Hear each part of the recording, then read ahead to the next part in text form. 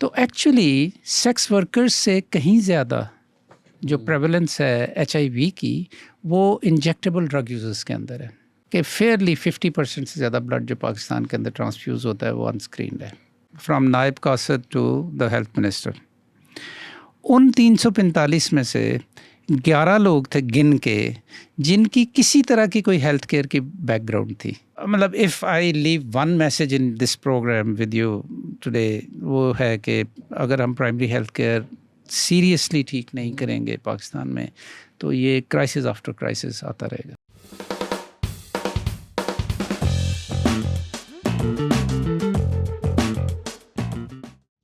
Hello अस्सलाम वालेकुम। कुछ एक साल से हम कोशिश कर रहे हैं कि ये पॉडकास्ट हो जाए। कभी वो आते हैं तो मैं शहर में नहीं होता, कभी मैं शहर में होता हूँ तो वो नहीं आते, पर फाइनली ये सितारे मिल चुके हैं। डॉक्टर ज़फ़र मिर्ज़ा हमारे साथ हैं, पब्लिक हेल्थ के एक्सपर्ट हैं, SAPM रह चुके हैं। कोविड के दौरान आप इनको देखते होंगे, पाकिस्तानी डॉक्टर फाउची भी कहा गया है इनको। अब लाइफस्टाइल मेडिसिन पे काम कर रहे हैं और अवाम पाकिस्तान के फाउंडर हैं। शाहिद खाकान अब्बासी और मिफ्ता इस्माइल के साथ। फर्स्ट ऑफ ऑल कैसे हैं सर आप? Great and great to be here. Thank you sir, आपने आज हमें वक्त दिया। आपकी मैं धुआंधार प्रेस कॉन्फ्रेंस देखी HIV के ऊपर, उसके बाद जाकर मैंने वो टौसा वाली डॉक्यूमेंट्री देखी, वो मुझसे मिस हो गई थी। अच्छा, तो मैंने वो आज ही देखी है सुबह। It's harrowing. तो एक फील्ड, मतलब आप पाकिस्तान को जितना भी बुरा भला बोलें, डॉक्टर्स तो बहुत हैं, नर्सेस तो बहुत हैं, शलवार कमीज़ में बंदा आया हुआ है, कमीज़ के थ्रू अंधाधुंध टीका लगाया, खून निकल रहा है उसका, चलो जी। और एक हाथ से ये कैसे हो रहा था एंड मोस्ट प्रोबेबली हो रहा होगा? Like what is happening? Thank you, Shazad. And once again, thank you very much for having me. And I can imagine कि आपने चूँकि आज ही देखी है वो, तो उसका इम्पैक्ट अभी जो है ताज़ा होगा आपके ज़हन में और वो बड़ा डीप होता है। मैंने जिस चीज़ को भी भेजी है, दिखाई है, ख़ुद जब देखी थी तो it's terrible. But it's prevalent, not in Tausa only. मैं हमेशा एक ही सांस में ये बात करता हूँ कि this is just the tip of the iceberg, जो कैप्चर कर लिया हमने। ये हर जगह के ऊपर हो रहा है पाकिस्तान में। तो आप उसका देखें कि उसका फिर डैमेज क्या होगा, उसका फैलाव क्या होगा, तो उसका हमें अंदाज़ा ही नहीं है। ना हम ये इसको मसला समझते हैं, ना हम अगर मसला ही नहीं समझते तो उसको कैप्चर भी नहीं करते, ना हमारे पास स्टेटिस्टिक्स हैं। तो it is A tip of a very huge submerged mountain of problems. तो अच्छा, फिर ये कि ये भी जहन में रखें कि तौसा जो है ये रिकॉर्डेड 9th या 10th आउटब्रेक है सिंस 2008। हो रहे हैं, मतवातर हो रहे हैं, और जो कुछ रिकॉर्ड किया जा सका इन आउटब्रेक्स के बारे में वो रिकॉर्डेड है। इंक्रीजिंगली इसमें जो ट्रेंड ख़ास तौर पे जो बड़ा डिस्टर्बिंग है वो ये है कि बच्चे इफ़ेक्ट हो रहे हैं, छोटे बच्चे, बहुत छोटे बच्चे, और उनकी तादाद बढ़ती जा रही है। और इनकी बच्चों की माएँ HIV नेगेटिव थीं, तो फिर बाकी क्या बचता है? यही बचता है कि वो हॉस्पिटल में गए जहाँ से उनको क्योर मिलनी चाहिए थी, and they were cursed, they carried back infection in their bodies. और वो अच्छा, ये पंजाब गवर्नमेंट ने जब तौसा में हुआ तो उन्होंने वहाँ पे एक मिशन भेजा, वो आपने उसमें देखा होगा वीडियो में भी। WHO, यूनिसेफ, गवर्नमेंट के अपने लोग, पंजाब गवर्नमेंट के, फिर उसके अंदर UNAIDS, तो ये चारों तरह के रिप्रेजेंटेटिव्स थे। इन्होंने वहाँ पे इन्वेस्टिगेट किया। अब ये उनकी फिगर्स मैं आपको बताने लगा। 48% बच्चे जो इन्फेक्ट हुए, 331 बच्चे इन्फेक्ट हुए जो वो रिकॉर्ड कर पाए, उनमें से 48% बच्चे जो थे वो रीयूजेबल सिरिंज जो इन्फेक्टेड थी उसके इस्तेमाल की वजह से बच्चे इन्फेक्ट हुए, वही जो आप देख रहे थे। और बाकी 48% बच्चे, यानी 48 कितना हो गया? 96। तो बाकी 48% बच्चे जो हैं वो अनस्क्रीन ब्लड ट्रांसफ्यूजन की वजह से, मतलब वो इतने बीमार थे कि उनको ट्रांसफ्यूजन की ज़रूरत थी। ट्रांसफ्यूजन जब दी गई तो उसको पहले स्क्रीन नहीं किया गया। स्क्रीन उसको ना करना एक जुर्म है, पाकिस्तान के सिस्टम में भी जुर्म है। It is one of the fundamental conditions, essential conditions कि जब भी आप ट्रांसफ्यूज़ करेंगे ब्लड, उसको 5 डिजीज़ के लिए आप स्क्रीन करेंगे। HIV, hepatitis C, hepatitis B, syphilis और मलेरिया। नहीं करते।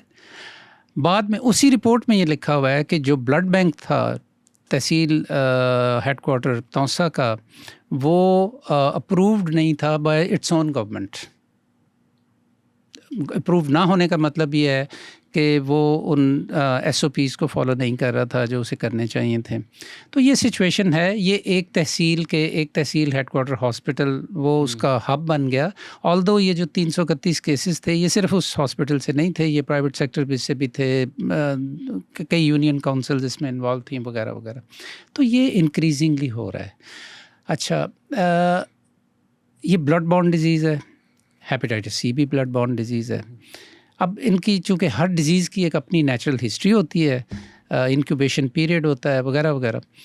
तो हेपेटाइटिस C एग्जैक्टली उन मोड से ट्रांसमिट होता है जिसे HIV होता है।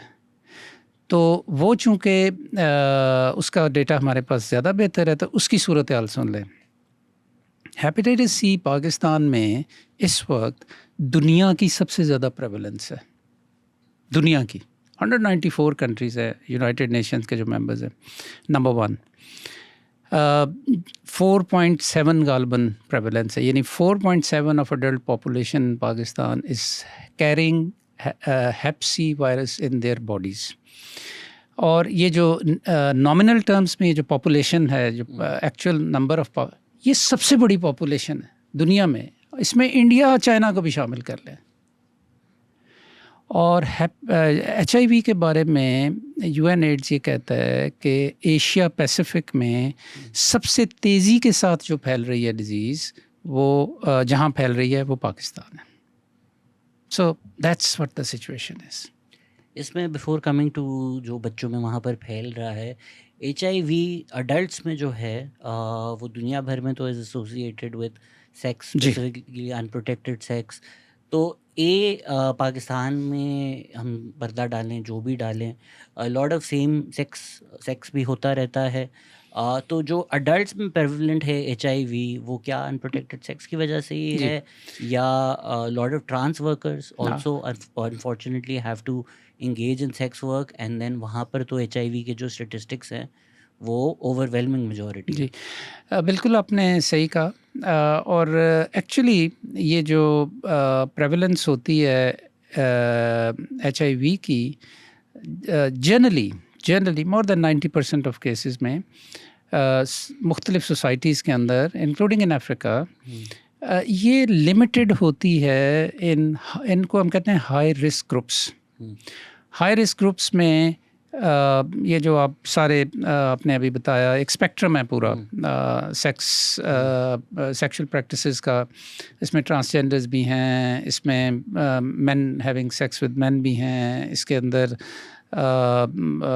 कमर्शियल सेक्स वर्कर्स भी हैं वगैरह वगैरह।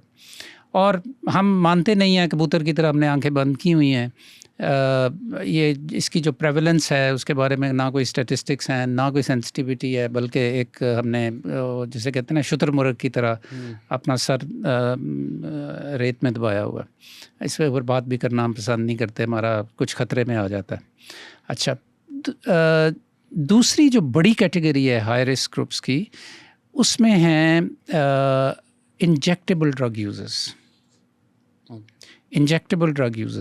अच्छा, इंजेक्टेबल ड्रग यूज़र्स जो हैं वो भी एक बड़ी कन्फाइंड कम्युनिटी है। और इंजेक्टेबल ड्रग यूज़र्स जो हैं वो सिरिंज शेयर करते हैं। एक ने लगाया, फिर उसने दूसरे को दे दिया, और जैसे जैसे आप लोअर सोशो इकोनॉमिक उसमें चले जाते हैं तो ये ख़र्चा है ना, आप हर दफ़ा नई सिरिंज लगाओ, तो वो सिरिंज शेयरिंग का कल्चर है उसके अंदर। तो अगर एक बंदे को है और वो सिरिंज बाकी लोग यूज़ कर रहे हैं, तो एक्चुअली सेक्स वर्कर्स से कहीं ज़्यादा जो प्रेवलेंस है HIV की, वो इंजेक्टेबल ड्रग यूज़र्स के अंदर है। और ये भी बढ़ रही है। और अच्छा, अब ये जो दो कैटेगरीज़ हैं, दो कम्युनिटीज़ हैं, आम तौर पे HIV जब मुल्कों के अंदर फैलता है तो इन ग्रुप्स के अंदर ज़्यादा फैलता है और इनके अंदर कन्फाइंड भी रहता है, ठीक है। अब अगर कोई ख़ातून है जो या उसने ड्रग यूज़ की या उसने सेक्स वर्कर थी, अब उसका कोई बच्चा हो गया और वो HIV पॉजिटिव थी, तो वो ऑटोमेटिकली बच्चे में ट्रांसफ़र कर हो जाएगा वायरस, तो बाय बर्थ वो बच्चा HIV कैरी करेगा। हमारे यहाँ जो हो रहा है उसके अंदर एक बड़ा क्वालिटेटिव डिफरेंस है, और वो ये है, जस्ट टू क्लैरिफाई, बाप से नहीं होगा? अगर बाप HIV पॉजिटिव है तो बच्चे को होगा या नहीं होगा? नहीं, वो अगर उसने जाहिर है कि बाप की वजह से ही माँ को जाएगा, क्योंकि सेक्सुअल स्क्रीशंस की वजह से जाता है, तो वो माँ में चला जाएगा, और होता भी यही है, आम तौर पे यही होता है। अब ये जो बाहर से लोग वर्कर्स डिपोर्टेशन का आजकल जो इशू चल रहा है, उधर कोई भी बंदा पूरे गल्फ़ कंट्रीज़ के अंदर कोई अगर डिटेक्ट वो कर लेते हैं कि इसको HIV है, तो उसको फ़ौरन डिपोर्ट कर देते हैं। वो डिपोर्ट करते हैं, वो पाकिस्तान आता है, घर ही जाता है ना, और फिर उसके बाद वो फैलाता है। अच्छा, तो पाकिस्तान में जो एक यूनिक चीज़ हो रही है वो ये है कि जिन बच्चों के अंदर HIV पॉजिटिव मिल रहा है उनकी माएँ नेगेटिव है, यानी उनकी बड़ी 99% माएँ जो हैं वो नेगेटिव हैं। तो फिर सोर्स क्या हुआ? तो हमारे यहाँ सोर्स जो है वो हेल्थ केयर सिस्टम खुद बन गया। यानी वो बच्चे को डायरिया हुआ, माँ उसको ले गई, उन्होंने कहा इसको तो ड्रिप लगेगी, उन्होंने उसको ड्रिप लगा दी। वो ड्रिप पहले भी किसी बच्चे को लग चुकी थी, आधी लगी हुई थी, आधी उन्होंने संभाल ली हुई थी, अब वो दूसरे बच्चे को लगा दी, कैनुला रीयूज़। तो उसमें हम एक टर्म बोलते हैं, मसलन मलेरिया होता है ना, तो उसमें जो एक वेक्टर होता है, तो मच्छर एक वेक्टर है, मच्छर ना हो तो मलेरिया नहीं होगा। हमारा हेल्थ केयर सिस्टम वेक्टर बन गया है, यानी हमारे हेल्थ प्रोफेशनल्स, डॉक्टर्स नहीं सिर्फ, उसमें अलाइड हेल्थ प्रोफेशनल्स भी हैं, और जो आपने उस फिल्म में देखा, अलाइड हेल्थ प्रोफेशनल से आगे बंदे हायर किए हुए हैं, अपनी जगह बिठाए हुए हैं, ना उनकी कोई ट्रेनिंग है, ना उनका कोई उनकी सर्टिफिकेशन है। ख़वातीन ने नकाब पहने हुए हैं, एक हाथ से टीके लगाई जा रही हैं लोगों को एक ही सिरिंज के साथ। तो हमारा हेल्थ केयर सिस्टम खुद वेक्टर बन गया है जो इस इन्फेक्शन को फैला रहा है। और अगेन ये महदूद नहीं है एक इलाके तक, एक ज़िले तक, एक सूबे तक। Punjab relatively better system, relatively, purely strictly speaking relatively. अब बलोचिस्तान के बारे में हमारे पास कोई डेटा ही नहीं है, वहाँ क्या हो रहा है क्या नहीं हो रहा, इस हवाले से KP की जो दूर अफ्ताद जो ज़िले हैं उधर क्या हो रहा है हमें नहीं पता। तो इसलिए ये एस्टिमेशन है कि एशिया पैसिफिक में, साउथ एशिया के अंदर ये एपिडेमिक HIV का बहुत तेज़ी से फैल रहा है। अब HIV लोगों को ये भी समझना चाहिए कि HIV का मतलब क्या है। अगर किसी को हो गया तो मतलब क्या है इसका? ये कोई नज़ला ज़ुकाम तो नहीं है, ये खारिश तो नहीं है कि आपने ऑइंटमेंट लगाई ठीक हो गए।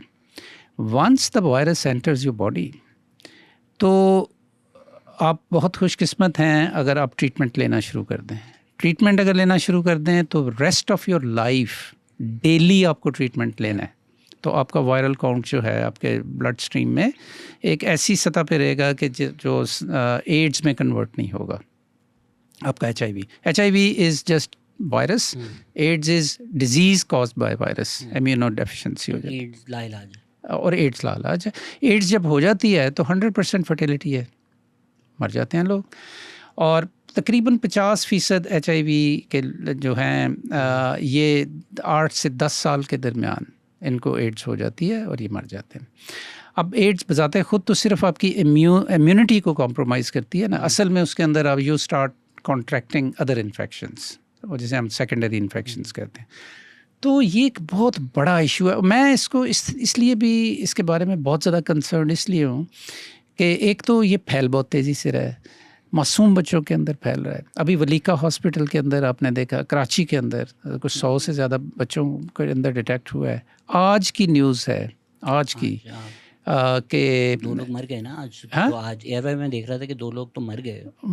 वो ये बात तो होती रहती हैं, हुँ। क्योंकि ट्रीटमेंट किसी को मिलता है, किसी को नहीं मिलता।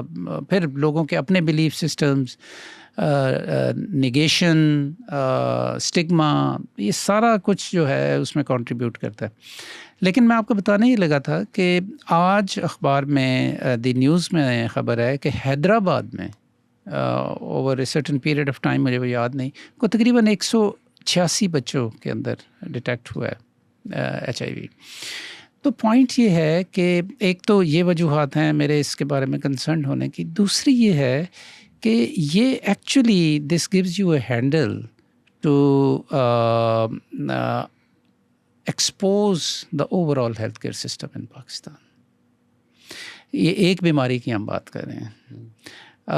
ओवरऑल पब्लिक हेल्थ क्राइसिस जो है पाकिस्तान में, और उसकी जो वजूहात हैं वो तकरीबन सिमिलर हैं इसके अंदर। देखिए, अगर एक दौसा जैसी डिस्ट्रिक्ट है, 300 बच्चों को अगर HIV पॉजिटिव होता है, ये बच्चे बड़े होते हैं नोइंग आर कल्चर्स, वो शादी करा देंगे, वो शादी तो होगी, वो क्या हमारा बच्चा है, ये वो जिस तरह भी, तो फिर उनके बच्चे होंगे, फिर उनकी बीवी होगी, तो ये सिलसिला चलता रहा तो पूरा शहर HIV पॉजिटिव हो जाएगा।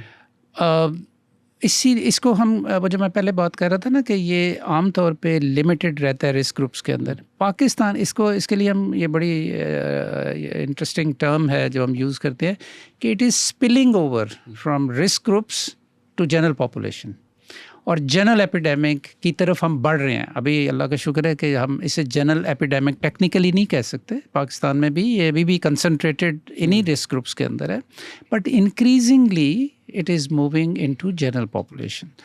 और आपको पता है अफ्रीका के अंदर 80s 90s के अंदर एड्स ने क्या हैवक उठाई थी, इकोनॉमीज़, फैमिलीज़, कम्युनिटीज़, बेड़ा गर्क हो गया था उन सोसाइटीज़ का। तो खुदा ना खास्ता हम ग्रेजुअली उस तरफ मूव कर रहे हैं। अच्छा, फिर ये What आप would be your estimate? What percentage of Pakistan is HIV positive? बहुत मुश्किल है इसके ऊपर नंबर लगाना, लेकिन it is less than 1%। Okay. It's less than, Fairlie less than 1% अभी भी। तो लेकिन बढ़ रहा है, और 1% से, if I am not wrong, 1% से जब बढ़ जाता है तो फिर हम उसे जनरल एपिडेमिक कहते हैं। तो it is still in these groups.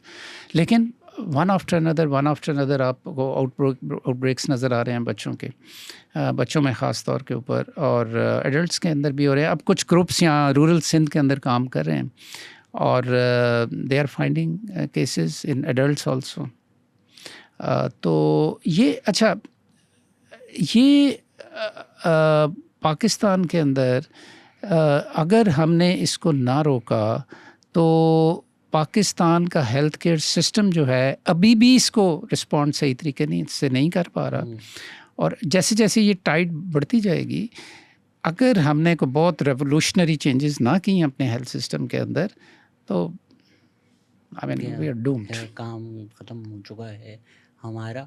जो थोड़े बहुत लोगों में रूमर सुनी, स्टिग्मा जो है उसके अराउंड, अगर तो घर में एक बच्चे को हो जाता है, क्या तरीका है कि किसी और बच्चे तक हो, और क्या है जिससे नहीं होगा? तो लोगों को जो लगता है कि पता नहीं 7 प्लेट से खाने से हो जाएगा या कॉन्टैक्ट से गले लग नहीं होगा। बिल्कुल बिल्कुल। तो ये चीज़ समझ लेनी चाहिए HIV के बारे में कि ये सिर्फ खून की एक्सचेंज या अनप्रोटेक्टेड सेक्स की वजह से ये फैलता है। पसीने से नहीं फैलता, हाथ मिलाने से नहीं फैलता, गले मिलने से नहीं फैलता, एक यानी टच करने से नहीं फैलता। तो इसलिए कतन इस किस्म की ये जो तोहमात हैं इनको बिल्कुल हमें ओवरकम करना चाहिए। बच्चे बिल्कुल एक दूसरे के साथ खेल सकते हैं, स्कूलों में जा सकते हैं, लेकिन every day you also learn. ये अभी वलीका में जब बच्चों के अंदर हुआ है, तो ये कल परसों मैंने कहीं पढ़ा है या कोई मुझे बता रहा था कि वो स्कूल में एक बच्चे का जब ये पता लगा कि HIV है, तो स्कूल ने उसको स्कूल से निकाल दिया। तो इस तरह की तो आम चीज़ें होंगी और होती हैं, क्योंकि बहुत ज़्यादा स्टिग्मा। अच्छा, फिर ये कि एक तो है ना स्टिग्मा के लोग बुरा समझते हैं कि ये बुरे लोग हैं, क्योंकि ये बुरी चीज़ों की वजह से होता है, तो वो भी एक जजमेंट सोसाइटी उनके ऊपर लेबल कर देती है। तो इन लोगों को सही तरीके से मैनेज करने की ज़रूरत है, गवर्नमेंट को अपना हाउस इन ऑर्डर करने की ज़रूरत है, और गवर्नमेंट नहीं करेगी तो ये प्राइवेट सेक्टर के पास की तो बात ही नहीं है। आज शादी राय जब आई थी वो भी बता रही थी कि कोई ट्रांस गई थी हॉस्पिटल, उन्होंने बोला कि मैं HIV पॉजिटिव, तो हॉस्पिटल ने मना कर दिया। हाँ, तो फिर लोग बताएंगे ही नहीं। जब आप ये करेंगे बिल्कुल, तो फिर लोग नहीं बताएंगे। और ये डिज़ास्टर है उसके स्प्रेड के लिए। वो ट्रीट नहीं होंगे, उनका वायरल लोड बढ़ जाएगा, दे विल बिकम ट्रांसफ़र कर सकेंगे वायरस को, और ये फैलता चला जाएगा। क्या अलग HIV क्लिनिक्स होने चाहिए या नॉर्मल में अलग नहीं, वार्ड नहीं, होने चाहिए? ये इतना बड़ा मसला नहीं है। नहीं, होने चाहिए और हैं। गवर्नमेंट ने तो तकरीबन 93 या 98 इस वक्त ट्रीटमेंट सेंटर्स खोले हुए हैं, और पंजाब में सबसे ज़्यादा हैं। लेकिन डेफिनेटली वो बहुत सब ऑप्टिमली काम कर रहे हैं। अब देखें ना, अगर हमारे ज़िले कितने बड़े-बड़े हैं, इतना तो उसमें अगर आप के बच्चे को या घर में किसी शख्स को HIV हो गया है, तो वहाँ से वो जाके ट्रीटमेंट लेते हैं।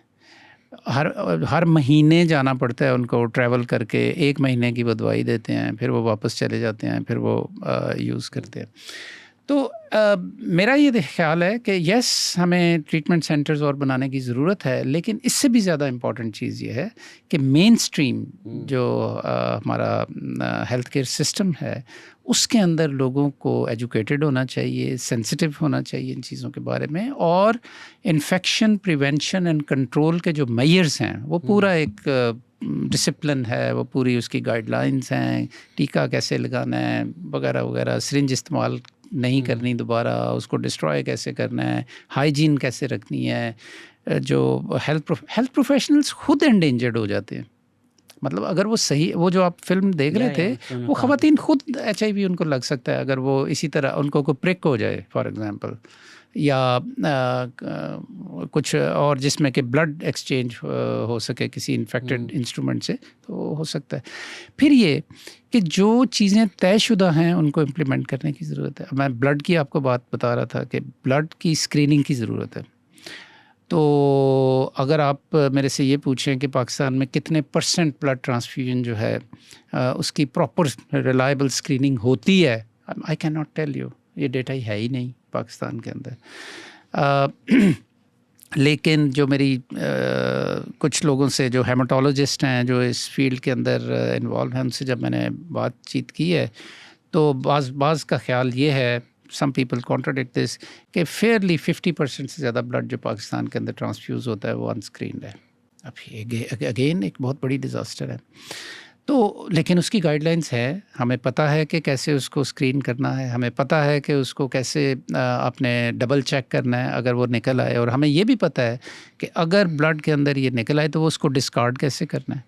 एक मैं ऐसे केस को भी जानता हूँ कि एक बॉटल जो है ब्लड की, उसमें पता लग गया कि इसमें HIV, उन्होंने साइड पे रख दिया, दूसरा डॉक्टर आया, उसने वो उठा के तो किसी दूसरे मरीज़ को लगा दी, उसको पता ही नहीं है।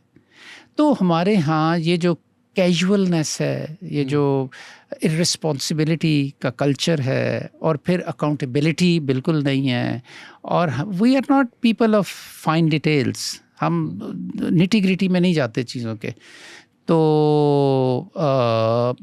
उसकी वजह से ये चीज़ें फैलती चली जा रही हैं। It's not lack of regulations, it is not lack of even knowledge, it's neglect. It's neglect. ਇਹਦਾ ਕੀ ਤੁਸੀਂ करोगे? के अंदर का लोगन रॉय बाहर आ गया था कि you are not serious people. अगर आपने सक्सेशन देखा हो, एक शो है उसकी एक लाइन है, आप जो निगलेक्ट कह रहे हैं कि एक उस तरफ आऊँगा मैं ज़रूर कि जो कैजुअलनेस है, पर आपने जो बात की वो डॉक्यूमेंट्री में भी थी कि ये जो खुद सिरिंजेस यूज़ कर रही हैं, ये इनको भी हो जाए तो ये लोग भी हो सकते हैं। तो knowing fully well the risk, मतलब आप ये तो नहीं अज्यूम कर सकते कि जानबूझ के ये रिस्क ले रही हैं या अपनी ज़िंदगी, अपना ख़ानदान, अपने बच्चे सब कुछ बर्बाद करना चाहती हैं। तो कंक्लूजन पर यही ड्रॉ कर सकते हैं कि it's for lack of a better word, जहालत या ignorance. It's a combination of all this. And the combination of all this is a recipe to the disaster. तो जो वो कैजुअलनेस और निगलेक्ट वाला जो आर्ग्यूमेंट है, डू यू थिंक ओवरऑल हमारा जो एक व्यू है, एक कॉलोनियल तर्ज सियासत है कि अवाम तो बस मैनेज होनी चाहिए, ये तो जंगली जानवर हैं, ये वो जो खातून है उन्होंने भी बोला बस इनको तंग नहीं करें तो इंजेक्शन लगा देते हैं कि बस को पैरासीटामोल पा दो कि इनको लगे कि कुछ हुआ है, भले जो भी मसला हो वो उनको लगे कि हाँ इंजेक्शन लगा हमें। तो ये कि अवाम तो मतलब कुत्ते हैं, जानवर हैं, कीड़े मकोड़े हैं, मोर्टीन मार दो इनके ऊपर, 4-5 बच्चे मरे भी गए तो किसको फ़र्क पड़ता है। बिल्कुल। अब हम जा रहे हैं रियल बिगर इश्यूज़ की तरफ, और वो बहुत इम्पोर्टेंट है। सबसे पहले ये है कि अदम मसावात का जो इशू है पाकिस्तान में, मैं तो वहाँ से बात शुरू करूँगा। देखिए ना, ये बच्चे इन्फेक्ट हुए होते हैं ना, आपके जहाँ हम बैठे हैं DHA में, लाहौर, इस्लामाबाद, कराची के अमीर इलाकों में कुछ बच्चे इस तरह हो जाते इन्फेक्ट, तो सोसाइटी का किस तरह का रिस्पांस होता है, ये सोचने की बात है। लोगों ने सड़कों पे आ जाना था और लोगों ने मिनिस्ट्री ऑफ हेल्थ के लोगों को बदल देना था, और क्या चाहिए, हम सब कुछ अवेलेबल करते हैं और ये और वो। ये लोग कीड़े मकोड़े शहरों से दूर, गाँवों में जाहिल लोग, ना इनकी आवाज़ है, ना ये कोई काम करते हैं, ना ये पढ़े लिखे हैं, तो हु केयर्स। एक तो ये है पर एटीट्यूड है। और जितना आप शहरों से दूर चलते चले जाते हैं तो ये सूरत हाल ख़राब होती चली जाती है। हेल्थ सिस्टम भी उसी तरह डाइल्यूट होता चला जाता है। अब देखें ना, 5 स्टार हॉस्पिटल्स हैं आपके कराची में, लाहौर में। जैसे जैसे आप शहरों से बाहर चले जाते हैं तो वो सिर्फ गुर्बत नहीं ट्रैवल करती, हर चीज़ उसके साथ डाइल्यूट होती चली जाती। तो फॉर एग्ज़ाम्पल मैं हमेशा ये कहता हूँ as a public health person कि कोई भी नेशनल हेल्थ केयर सिस्टम उस वक्त तक डेवलप नहीं कर सकता, आपके हेल्थ इंडिकेटर्स जो हैं वो ठीक नहीं हो सकते जब तक कोई मुल्क अपनी प्राइमरी हेल्थ केयर ठीक नहीं करता। प्राइमरी हेल्थ केयर की और चूँकि हमारा 50-60% पॉपुलेशन रूरल एरियाज़ के अंदर है, तो रूरल एरियाज़ के अंदर प्राइमरी हेल्थ केयर की जो सूरत हाल है वो लेस सेट द बेटर। ना डॉक्टर है, ना दवाइयाँ हैं, ना अच्छा कभी कभी हम उनको लेपा पोती कर भी लेते हैं। जिस तरह पंजाब में आजकल हमने हर बेसिक हेल्थ यूनिट को मरीम नवाज़ क्लिनिक बना दिया है, हर RHC को हमने मरीम नवाज़ हॉस्पिटल बना दिया है, सफ़ेदियाँ कर दी हैं और उनको प्राइवेटाइज़ कर रहे हैं। वैसे अच्छी बात नहीं है, बिकॉज अगर तो ये हाल है हॉस्पिटल का, तो अभी तो ये खबर आ रही है ना कि टोंसा के हॉस्पिटल में बच्चों को एड्स हो गया, कल को खबर आएगी मरियम नवाज़ हॉस्पिटल में बच्चों को एड्स। तो ये तो बुरा है आपके लिए। मतलब on the lighter side yes, but the point is कि आप किस तरीके से ये बात और तरफ चली जाएगी, but let's talk about it. 2500 BHUs, 316 RHC, ये सारे अब कहलाते हैं मरियम नवाज़ हॉस्पिटल्स का या क्लिनिक्स, ठीक है। अगले इलेक्शन में अगर PMLN नहीं जीतती और जब अगली गवर्नमेंट आएगी तो वो इनको मरियम नवाज़ क्लिनिक्स ही कहेगी या इनको मरियम नवाज़ हॉस्पिटल्स ही कहेगी। तो आप पब्लिक एसेट्स जो हैं, नेशनल एसेट्स जो हैं, इंफ्रास्ट्रक्चर आपका हेल्थ केयर का, जो आपके मतलब बाप की जागीर नहीं है, आप उनके नाम बदल रहे हैं। बड़ी मुश्किल से जिन्ना कार्डियोलॉजी इंस्टीट्यूट को लोगों ने बचाया, उसका नाम भी बदल रहे थे। जिन्ना की जगह भी Maryam Nawaz hospital, cardiology hospital होने लगा था वो, तो वो कुछ बेटर सेंस प्रिवेल्ड।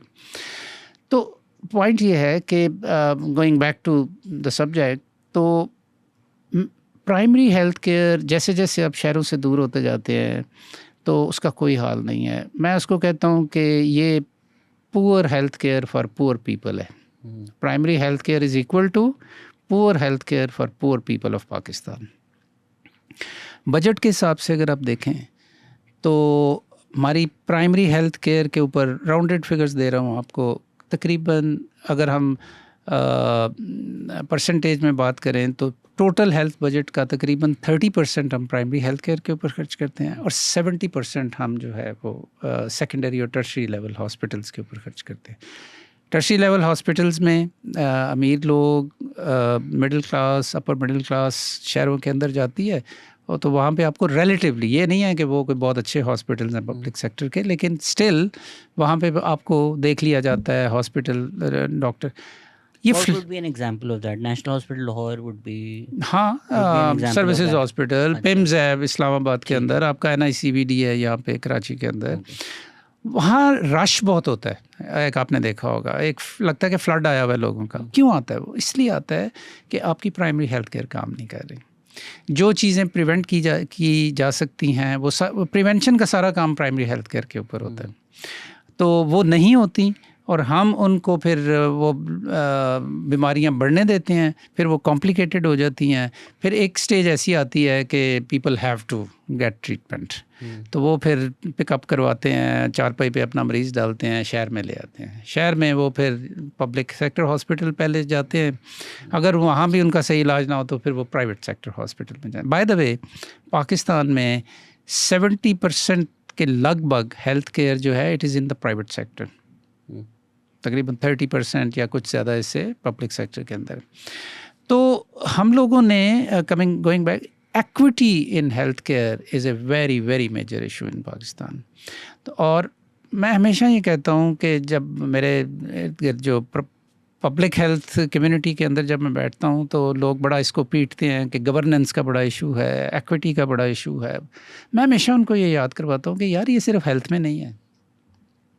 गवर्नेंस का इशू अगर पॉलिटिकल अपॉइंटमेंट्स हो रही हैं हेल्थ सेक्टर के अंदर, तो इसलिए हो रही हैं कि हर जगह हो रही हैं, ये सिर्फ हेल्थ सेक्टर के अंदर तो नहीं हो रही। एक्विटी का जो इशू है वो भी एक जनरल इशू है, जब हेल्थ में आता है तो हम उसके ऊपर बात कर लेते हैं। तो लिहाजा हम एक लार्जर सिस्टम की बात कर रहे हैं कि which is not working and which is highly unequitable and very badly governed.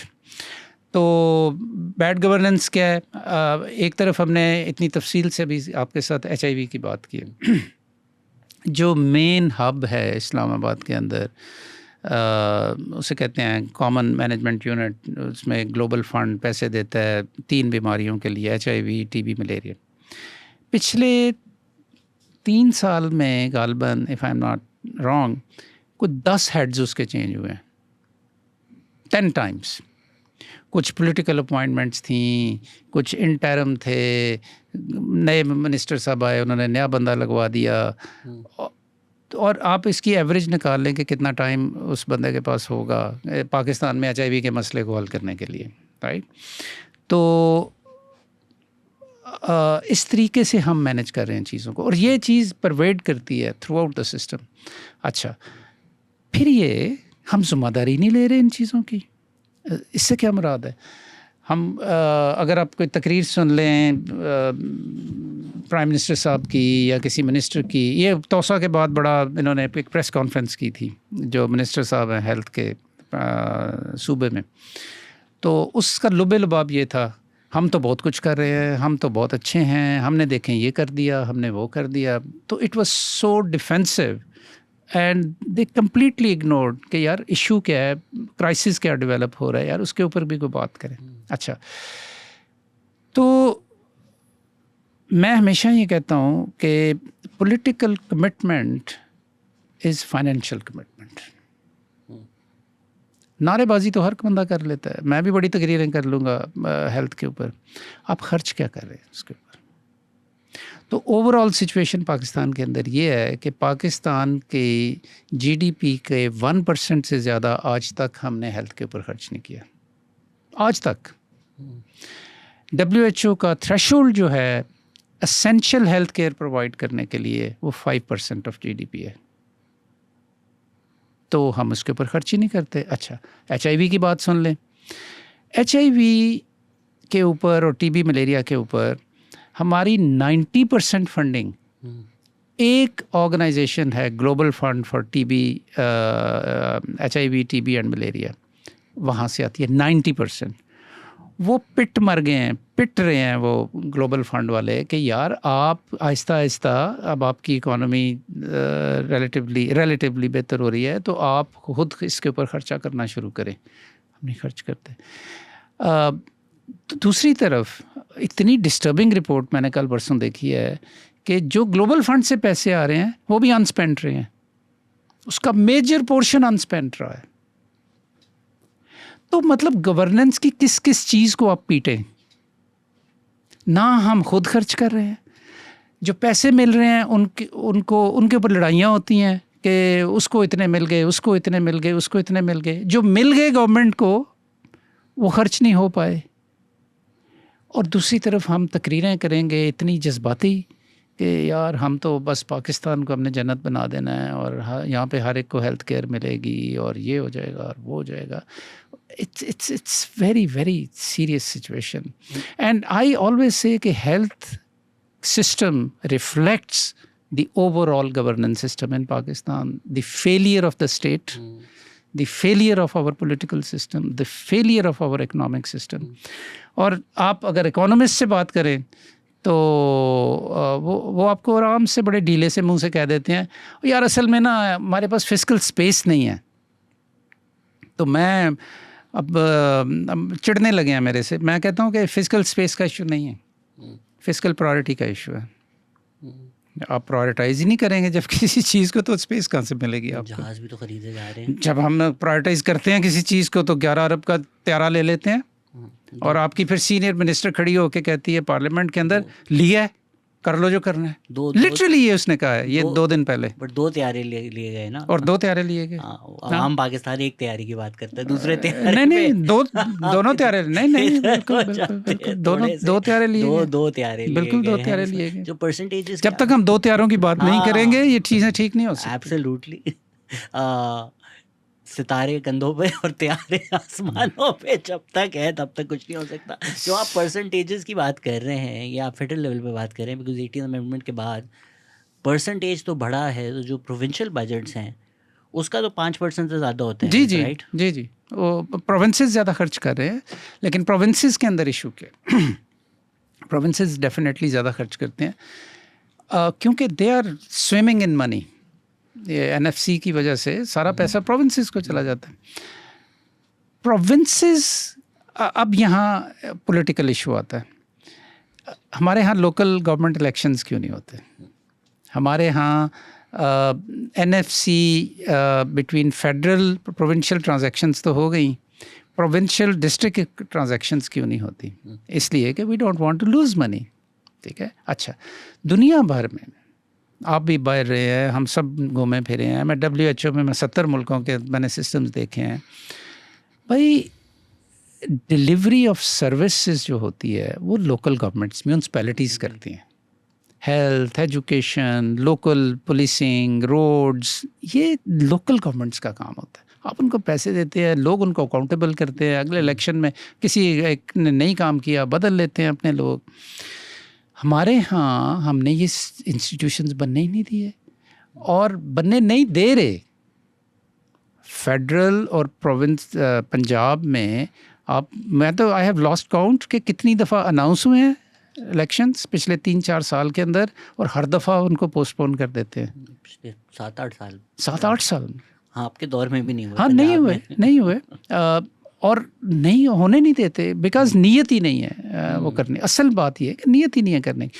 लिहाजा इवन अगर प्रोविंशियल गवर्नमेंट्स खर्च कर रही हैं तो हमारी जो प्रोविंशियल हेल्थ मिनिस्ट्रीज़ हैं वो इतनी खौफनाक ब्यूरोक्रेसीज़ हैं कि वहाँ पे अगर बंदा फंस जाए तो आप निकल ही नहीं सकते उसमें से। चीज़ें इतनी डिले हो जाती हैं पहुँचते डिस्ट्रिक्ट लेवल के ऊपर या यूनियन काउंसिल लेवल के ऊपर कि वो अपना मतलब वो वक्त गुजर गया होता है जब उनकी चीज़ों की ज़रूरत थी। इसके बावजूद अनस्पेंट रहते हैं बजट्स। एक तरफ इतनी ज़्यादा ज़रूरतें हैं पाकिस्तान के अंदर और दूसरी तरफ आपके अनस्पेंट रहते हैं बजट्स। बलूचिस्तान के बजट्स अनस्पेंट रहते हैं आपके पास। तो किस चीज़ को बंदा पीटे? सिविल सर्विस रिफॉर्म में मेरे ख्याल में ब्यूरोक्रेसी पाकिस्तान के अंदर, मैं हेल्थ की आपको चूँकि मुझे थोड़ा सा ज़्यादा पता है, it is one of the greatest hurdles in the health care development in Pakistan, greatest hurdle. इसको ख़त्म कर दें तो शायद हेल्थ केयर ठीक हो जाए पाकिस्तान के। एवरी डिपार्टमेंट ब्यूरोक्रेसी तो मैं भी ख़त्म कर दो यार इसको। मतलब मैं गवर्नमेंट में रहा हूँ, मैंने ये फिगर सुन लें, ये मैंने इमरान खान साहब को भी बताई थी और उनको याद हो गई थी और उन्होंने कई दफ़ा फिर इसको रेफ़र किया। मैंने जिस फेडरल गवर्नमेंट का चार्ज लिया, अमान 40 मिनट से फ़ोन देख रहा था, उसने पहली दफ़ा शक्ल ऊपर की है, ये बहुत बड़े सपोर्टर है। ज़ाहिर है। तो मैंने जिस मिनिस्ट्री ऑफ हेल्थ का चार्ज लिया था, उस बिल्डिंग के अंदर जो स्टाफ था उस वक्त वो 345 लोग थे, फ्रॉम नायब कासद टू द हेल्थ मिनिस्टर। उन 345 में से 11 लोग थे गिन के जिनकी किसी तरह की कोई हेल्थ केयर की बैकग्राउंड थी, जिन्होंने हेल्थ पढ़ी हुई थी या वो डॉक्टर थे या उनका कोई तजर्बा था। इसमें यानी होम्योपैथ भी शामिल था, इसमें हकीम भी शामिल था, 11 लोग थे। तो मैंने प्राइम मिनिस्टर साहब को पहले सबसे जब ये बताया तो ही वाज शॉक्ड। तो कहते हैं क्या, दोबारा बताओ। मैंने दोबारा बताया, मैंने कहा जी 11 345 में से। और मैंने ये कहा, मुझे अच्छी तरह याद है, मैंने कहा इसको इस तरह याद रख लें 11/345। उन्होंने ये याद कर लिया। और हमारे डॉक्टर इशरत हुसैन साहब, ही वाज द एडवाइज़र। इनका टाइटल बड़ा मज़ेदार था, इनका टाइटल ये था federal adviser for restructuring of federal government. What a title. तो हमने बड़ी कोशिश की, कोई उनके मिनिस्ट्री उनके हाथ नहीं आती थी कि इसको रिफॉर्म करें, इसका नया ऑर्गेनोग्राम बनाएं, कोई परफॉर्मेंस इंडिकेटर्स लगाएं, कोई यानी जो मॉडर्न ऑर्गेनाइजेशन के जो बेसिक्स हैं उसके मुताबिक इसको रीऑर्गेनाइज करें। नहीं होने दिया उन्होंने।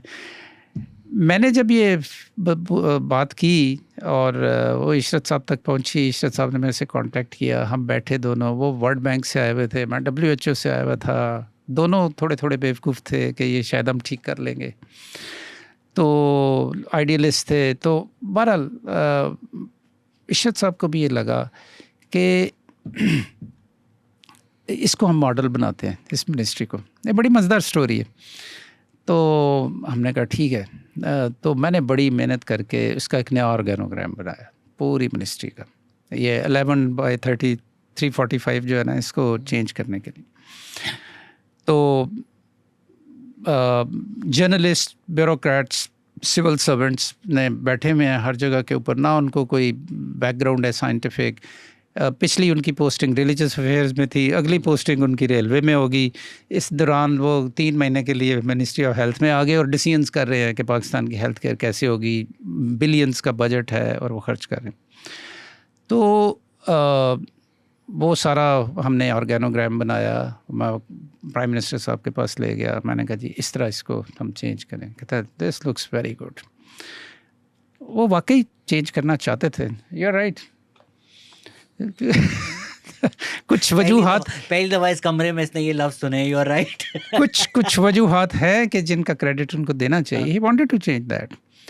तो उनको क्या कहते हैं, कहते हैं बिल्कुल ठीक है। तो मैंने कहा जी इसको, कहते हैं हाँ आप प्रेजेंटेशन दें कैबिनेट के अंदर। मैंने कहा जी ठीक। मैं बड़ी मेहनत करके डॉक्यूमेंट लिखा, प्रेजेंटेशन बनाई और कैबिनेट में ले गया। कैबिनेट में अब मेरी बारी जब आई तो थोड़ा टाइम कम हो गया हुआ था। तो प्राइम मिनिस्टर साहब कहते हैं यार ये बड़ा ज़रूरी एजेंडा आइटम है और ये डॉक्टर ज़फ़र ने, डॉक्टर इशरत हुसैन ने बड़ा इसके ऊपर काम किया है और मैंने ये देख लिया है, इसको अप्रूव करें। सारी कैबिनेट ने कहा जी अप्रूव्ड। ना प्रेजेंटेशन हुई, ना किसी ने वो देखा, ना कुछ। अब मैं पता नहीं, समझ नहीं मुझे आ रही थी कि मैं ये खुशी का मकाम है या रोने का मकाम है कि किसी ने इसको इतनी तवज्जो भी नहीं दी। तो बहरहाल अप्रूव हो गया, अच्छी चीज़ है, अप्रूव हो गया। यार अगले जो हमारे कुछ साल, 1.5 साल था मेरा गवर्नमेंट के अंदर, हम पिट मरे कि इसको इम्प्लीमेंट कर लें, नहीं कर सके। क्या रुकावट थी? एस्टैब्लिशमेंट डिवीजन जो हिसाब रखती है कि इसमें पोस्ट्स कितनी हैं, उसमें कौन बैठा हुआ है, सीनियरिटी क्या है, कितने हमें जॉइंट सेक्रेटरीज चाहिए, कितने हमें एडिशनल सेक्रेटरीज चाहिए, कितने हमें सेक्शन ऑफिसर्स चाहिए। तो लिटरली एक एडिशनल सेक्रेटरी में चेंज करना चाहता था, उसके ऊपर ऐसी वो अड़ गई, वो ऐसी वो बॉटलनेक बन गई। सेक्रेटरी इस्टेब्लिशमेंट जो था, ये तो नहीं हो सकता, इसके बगैर कैसे सेक्रेटरी हमारी मिनिस्ट्री चल सकती है, ये इसके बगैर तो चल ही नहीं। और वो सारे डीएमजी के, और वो खुद भी डीएमजी के थे। तो इस तरह का होल्ड है हमारी सिविल सर्विस का, हमारी। फिर भी क्या प्रायोरिटी का मसला है? कुछ पुलिस के तो खान साहब के दौर में हर 3 महीने में बदल रहे थे, फारागोगी के कहने पर आईजीज बदले जा रहे बदलना थे। और चीज़ है, देखो हम स्ट्रक्चरल चेंज की बात कर रहे हैं। आप कह रहे हैं खत्म ही हो जाए पोजीशन? हाँ, हम कह रहे हैं कि ये कुछ पोजीशन निकालें हैं, उधर को टेक्निकल लोगों को लेकर आएँ, कुछ बाहर से लोगों को मंगवाएं, कुछ यहाँ पर टेक्निकल कॉम्पिटेंस तो हो ना।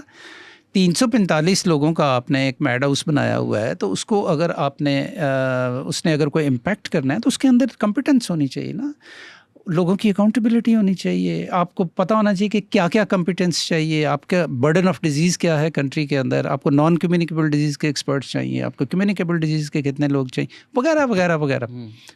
Health financing, health economics is a whole discipline subject.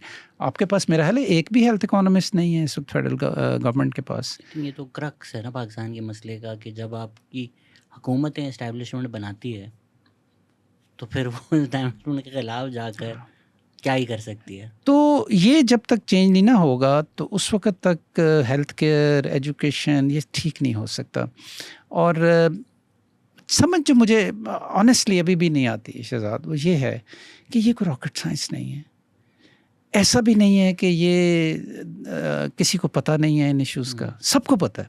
Successive governments have come. अब देखें ना, इस वक्त जो प्राइम मिनिस्टर हैं हमारे, he has been chief minister for decades. उनको इची बिची का पता है कि सर्विस कैसे ऑर्गेनाइज है, किस तरह काम होते हैं, किस तरह काम नहीं होते। We are still not able to change this. तो फिर एक ही नतीजा निकला ना, लॉजिकली रैशनल थिंकिंग अगर आप करें तो फिर यही निकला ना कि हम करना नहीं चाहते, लिप सर्विस बहुत देते हैं उसको।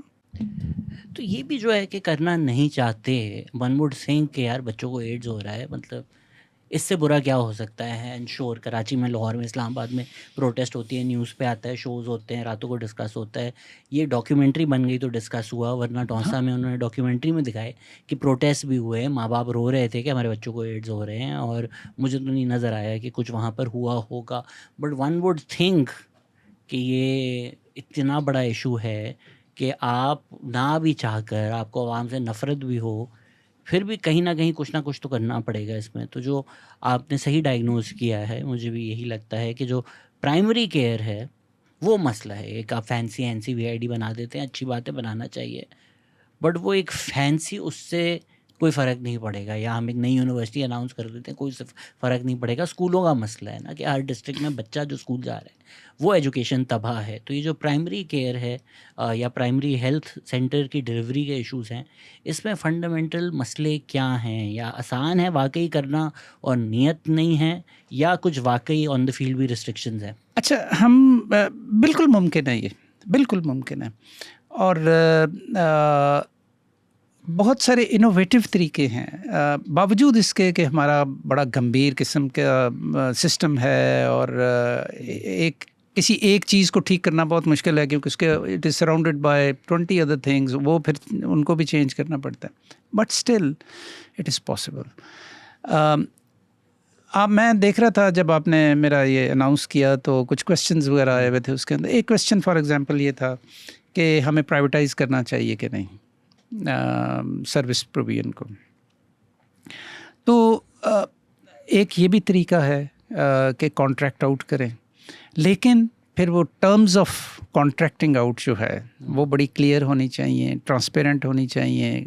उसकी कॉन्ट्रैक्चुअल जो अरेंजमेंट है उसको आप यानी सी थ्रू करें। मैं इस हक़ में नहीं हूँ फॉर एग्ज़ाम्पल कि privatisation for the hack of it की जाए, स्पेशली एसेंशियल सर्विसेज की। ये गवर्नमेंट की स्टेट रिस्पॉन्सिबिलिटी है, कॉन्स्टिट्यूशनल राइट है लोगों का, स्टेट को ये करना चाहिए। लेकिन अगर स्टेट नहीं कर रही, डिलीवर नहीं कर पा रही, तो क्या लोगों को मरने दें? एक प्रैग्मेटिक क्वेश्चन आके आपके सामने खड़ा हो जाता है। तो उसके लिए फिर कई मुल्कों ने ये किया कि उन्होंने कॉन्ट्रैक्ट आउट करना शुरू किया सर्विसेज को, कि ये जिस तरह ये वही जो सारी डिस्कशन स्टेट ओन्ड एंटरप्राइजेज़ की है, इनएफिशिएंट हो जाती हैं, लोगों को निकालना मुश्किल हो जाता है, कैरलेसनेस आ जाती है, ओनरशिप नहीं होती। वैसे स्टेट ओन्ड है लेकिन ओनरशिप नहीं होती। तो आप नॉट फॉर प्रॉफिट सेक्टर से शुरू करें। NGOs हैं, सिविल सोसाइटी ऑर्गेनाइजेशन हैं, आपके इंडस है यहाँ पे, और बहुत सारे अदारे बड़ा अच्छा काम कर रहे हैं। आप सिर्फ उनको बजट दे दें और उनको मॉनिटर, अपने अंदर ये कॉम्पिटेंस ले आए कि आपने मॉनिटर ठीक तरीके से करना है। ये कॉम्पिटेंस ले आए कि आपने इंश्योर करना है कि उनकी जो सप्लाई चेन है वो ख़राब ना हो, या उनको कोई दिक्कत ना आए इसके अंदर। ऑनेस्टली स्पीकिंग, अगर ये ईमानदारी के साथ ये काम किया जाए, पाकिस्तान की प्राइमरी हेल्थ केयर ट्रांसफॉर्म हो सकती है। ये सक्सेसफुल मॉडल्स हैं। अगर हाँ, SIUT है, इंडस हॉस्पिटल है, इंडस हॉस्पिटल से भर में क्लिनिक्स करता है, and nobody can question Indus hospitals competence. हाँ, तो वो जहाँ जहाँ काम कर रहे हैं बहुत अच्छा काम कर रहे हैं। एक शाइन ह्यूमैनिटी आपके कराची के अंदर अदारा है, अब कल मुझे वो बता रहे थे 19 उनके अब हो गए हैं primary health care centres in rural Sindh. मैं कुछ देख के आया हूँ, शानदार काम कर रहे हैं। कंप्यूटराइज्ड टोकन पे, जिस तरह बैंक में जाके आप अपनी बारी का इंतज़ार करते हैं, इस तरह आप टोकन लेते हैं, डॉक्टर्स बैठे हुए हैं, साफ़ सुथरा वो है सब कुछ, और सही तरीके से उनको ट्रीटमेंट मिल रहा है, दवाई मिल रही है, वगैरह वगैरह वगैरह। ये कुछ American doctors, Pakistani American doctors, उन्होंने ये शुरू किया। इंडस ने हॉस्पिटल शुरू किया। मेरा ये ख्याल है कि इंडस के इदारे को प्राइमरी हेल्थ केयर को अपनी को फर्दर स्ट्रॉन्ग करना चाहिए, फर्दर फैलाना चाहिए।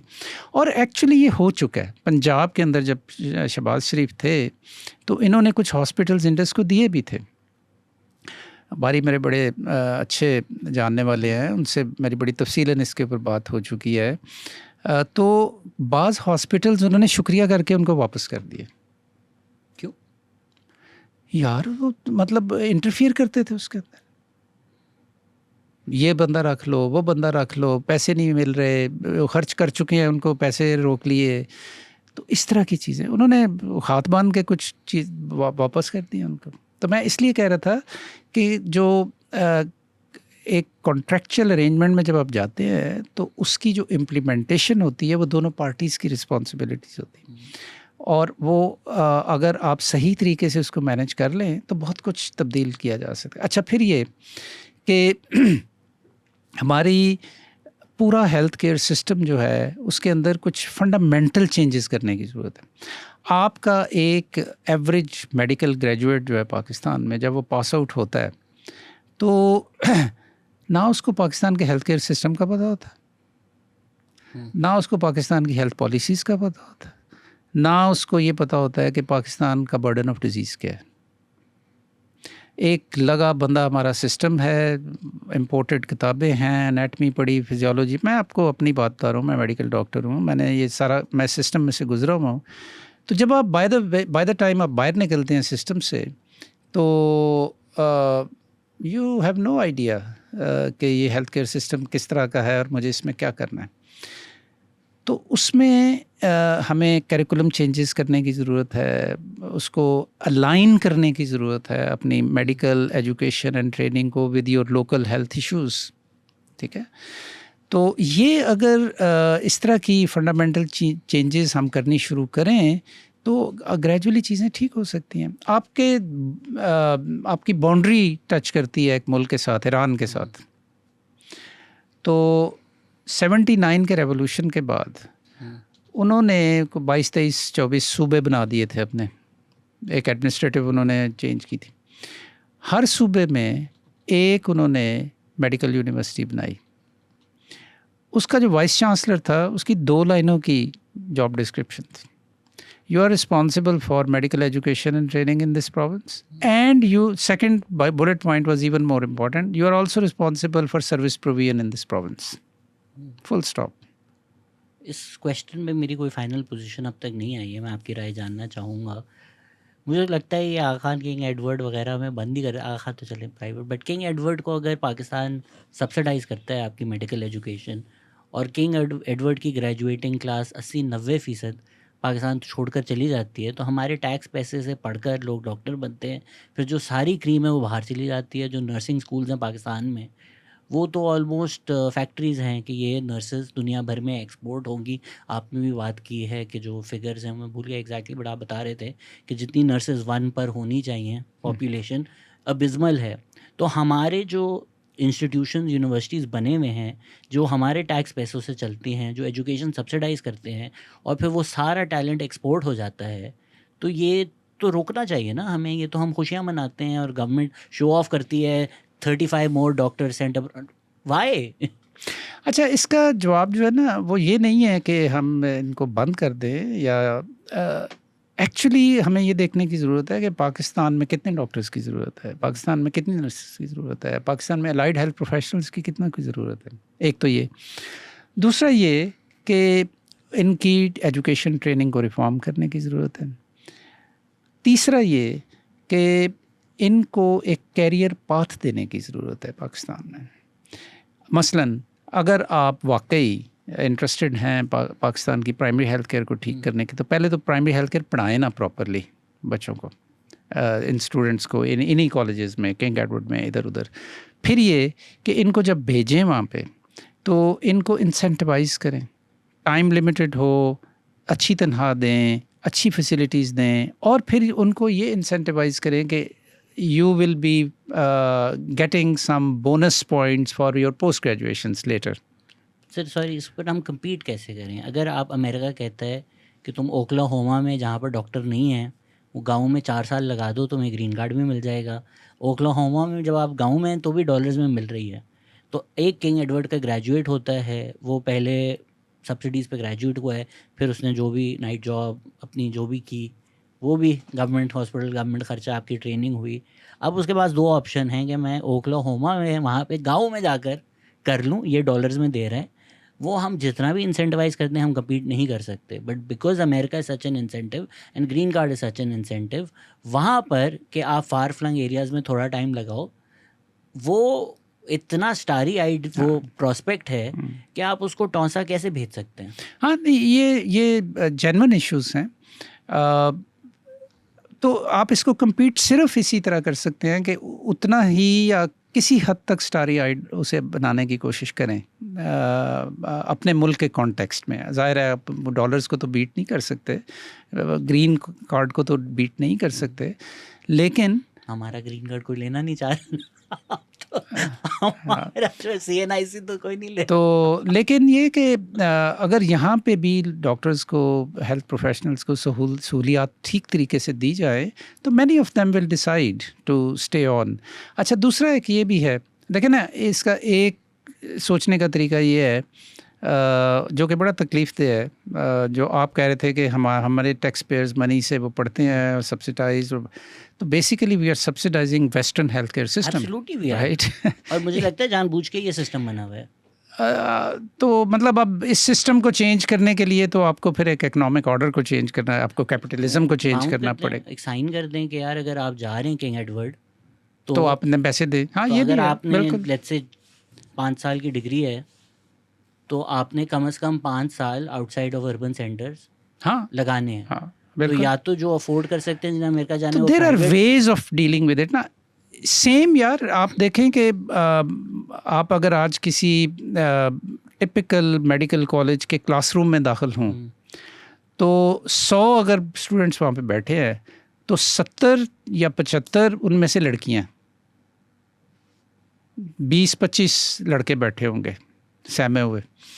अच्छा, वो ये जो ख़वातीन हैं, ये डॉक्टर जब बन जाती हैं तो इनमें से कितने % प्रैक्टिस करती हैं? अब ये तो बाउंड नहीं कर सकते. नहीं, 1 मिनट, कर सकते घर हैं, नहीं बैठ सकती. कर सकते हैं. वो पाकिस्तान के अंदर डॉक्टर्स, लेडी डॉक्टर्स इसलिए भी बनाई जाती हैं कि रिश्ते अच्छे मिल जाते हैं, ठीक है। डॉक्टर बहू, अब डॉक्टर बहू फिनोमेना जो है, इसको भी हमें चेंज करने की ज़रूरत है। और उसका तरीका ये है कि अगर आपने इतनी देर प्रैक्टिस नहीं की तो you have to return this money. हाँ ये ठीक है। So there are always ways of dealing with these things, लेकिन हम करते नहीं हैं, पता नहीं विल नहीं है हमारी। असल बात ये है, असल बात मैं जहाँ तक समझ सका हूँ यार, वो ये है कि अमीर लोगों के मसले हल हो जाते हैं इस मुल्क में। उनको अच्छी से अच्छी हेल्थ सर्विस भी मिल जाती है, उनको प्राइवेट सेक्टर में ना मिले, उनको पब्लिक सेक्टर में ना मिले, वो प्राइवेट सेक्टर के हॉस्पिटल में चले जाते हैं। प्राइवेट सेक्टर में ना मिले, वो दुबई चले जाते हैं जो जा सकते हैं, मलेशिया चले जाते हैं। तो उनका ये इशू नहीं है। इशू जिन लोगों का है पाकिस्तान में, वो हमारी प्रायोरिटी नहीं है। तो मुझे लगता है मुझे लगता है Pakistan has the best health care in the world for people who can afford it. आप अमेरिका लंदन में हो या तो आप NHS की ख्वारियाँ करें, वहाँ पर 6-6 महीने लंबी लाइनों में खड़े। कनाडा में भी यही हाल है। अमेरिका में इंश्योरेंस के 10,000 रोले, फिर भी जो स्पेशलिस्ट है उससे मुलाकात नहीं होती जब तक आंतरे फट नहीं रहे होते हम सर्जरी। यहाँ मेरा अगर अभी मूड हुआ अपेंडिक्स निकलवाने का, मैं अभी फ़ोन करूँ, वो आज रात निकल जाएगा। तो मतलब, और एक्सपर्ट, दुनिया का स्पेशलिस्ट तरीन इंसान जो comparable to any expert in the world, वो करेगा यहाँ पर।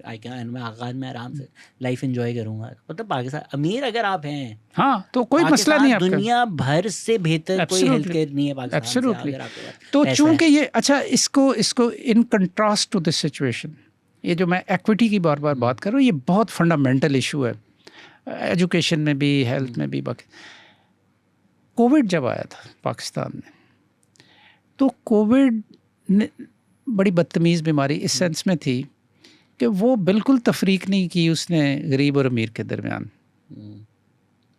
तो आप जैसे अमीर लोग शहरों के अंदर बैठे हुए भी उतने ही एंडेंजर हो गए जितने के गाँवों के लोग थे। स्टेट मूव्ड यानी वेरी एफिशिएंटली, हमने ट्रिलियंस अवेलेबल कर दिए। ठीक है, पैंडेमिक भी था, सब कुछ था। I was at the I of the storm. अच्छा काम लोग कहते हैं, मैं नहीं अप्रिशिएट करता फौज और पीटीआई को, नेशनल कोऑर्डिनेशन बिल्कुल ग्रेट, अच्छा, बहुत I think everybody did a very good job. लेकिन हमें फुल अथॉरिटी थी, हमें पैसे मिले, हमें फौज मिली हुई, और हमने ऐसे वो चेंज। लेकिन उसकी एक बहुत बड़ी वजह ये भी थी कि एवरीबॉडी वाज अनसेफ। ये बड़ा एक इंटरेस्टिंग एस्पेक्ट है कोविड का। अगर कोविड हुआ होता ना सिर्फ तौसा में, आप कह रहे हैं हेल्थ केयर ठीक करने के लिए हम ना एक छोड़ दें, कुछ बैट खाकर पाकिस्तान में। अगर कोविड हुआ होता सिर्फ बलूचिस्तान में, तो फिर क्या सूरत हाल होती पाकिस्तान में। एक्विटी की जो डायमेंशन है ना कोविड की, वो बहुत ही दिलचस्प है। उससे पूरी सोशियोलॉजी समझ में आ जाती है आपको मुल्क की, कि हम कैसे एफिशिएंट, कितने एकदम से हो गए। हमने रातों रात NCOC बनाया, हमने कैश ट्रांसफ़र्स किए लोगों को। ये तब शुरू हुआ था। सानिया निश्तर ने बड़ा ज़बरदस्त काम किया। हम सब मतलब दिन रात 2 साल तक, यानी विदाउट एनी हॉलीडे NCOC काम करती रही। सुबह 8 बजे एपिडेमिक कर्व जो है ना, वो हम ब्लो अप करते थे स्क्रीन के ऊपर, और सारे चीफ सेक्रेटरीज, हेल्थ मिनिस्टर्स, ये सारे ऑनलाइन होते थे। सवाल ही पैदा नहीं होता कि कुसक जाए। जब हम करना चाहते हैं चीज़ें तो कर लेते हैं, लेकिन बहुत सारी चीज़ें ऐसी हैं कि जो बराह रास्त हम उससे मुतासर नहीं हो रहे। I don't care, unfortunately. HIV का हाल है, थोड़ा पिंडी में फैला दो, ठीक। मैं ये नहीं कह रहा, ये तुम कह रहे हो, ये तुम कह रहे हो, मैं नहीं कह रहा, ठीक हो जाएगा। लेकिन the phenomena remains that if you get endanger yourself, your attitude is different. बाकी लोगों को तो होता है। लेकिन यार एक लॉज पास कर देना कि आप अगर पार्लियामेंट में बैठना चाहते हैं तो आपके बच्चे सिर्फ गवर्नमेंट हॉस्पिटल या गवर्नमेंट स्कूल जा सकते हैं। कर दो, देखो कैसे चीज़ें ठीक होती हैं, देखो कैसे चीज़ें ठीक होती हैं। तो हम जो कुछ चीज़ें कर भी सकते हैं, लेकिन इस सारी नेग्लिजेंस का नतीजा क्या है? नतीजा ये है, HIV तो एक छोटा सा 1% से भी कम पॉपुलेशन है ना। Pakistan is riddled with public health problems right now. मैं आपको चंद एक चीज़ें बताता हूँ। हेपेटाइटिस नंबर 1, हर इस वक्त तीसरा शख्स पाकिस्तान में, चौथा शख्स या तीसरा शख्स जो है डायबिटिक। हाँ, मैं आपके इस कमरे के तीनों में से भी एक है। राइट। हर चौथा शख्स 40 साल से जिसकी ज़्यादा उम्र है उसका ब्लड प्रेशर ज़्यादा है पाकिस्तान के अंदर। मैं 40 साल से कम हूँ, मेरा भी है। हमसे पोलियो 194 मुल्क हैं यूनाइटेड नेशंस के, 192 मुल्कों ने ख़त्म कर ली है। ऐसे मुल्कों ने भी ख़त्म कर लिया है कि जहाँ पे जंगें चल रही हैं। सोमालिया ने ख़त्म कर लिया है, यमन ने ख़त्म कर लिया है, इराक, सीरिया, आप यू नेम इट, नाइजीरिया, सब ने ख़त्म कर, पूरे अफ्रीका ने ख़त्म कर लिया। 2 मुल्क नहीं कर सक रहे। Next to us. ठीक है। अच्छा, आप नियोनेटल मॉर्टेलिटी देखें, second highest in the world. हमसे ऊपर सिर्फ साउथ सूडान है। और हमारी 49% हमारी रिप्रोडक्टिव एज की उम्र जो ख़वातीन हैं वो आयरन डेफिशिएंसी एनीमिया है उनको। हाँ, जो मुल्क अपने बच्चों की हिफाजत नहीं कर सकता यार। 2 फिगर्स हैं enough to give you shivers. 40% बच्चे स्टंटेड फिज़िकली मेंटली। अगर पहले 1000 दिन जो है उनकी ज़िंदगी के उसमें इसको रिवर्स ना किया जाए तो ये लाइफ लॉन्ग फिनोमेना बन जाता है। मेंटली वीक, फिज़िकली वीक, वो जिसे कहते हैं ना प्रोडक्टिव फैक्टर्स ऑफ इकोनॉमी जिन्होंने बनना था वो लायबिलिटी ऑन इकोनॉमी बन गए। 40% बच्चे आपके, 40% बच्चे जो स्कूल गोइंग एज के हैं वो स्कूलों से बाहर हैं। दुनिया की बड़ी पॉपुलेशंस में से एक है पाकिस्तान में कि जो आउट ऑफ स्कूल चिल्ड्रन है।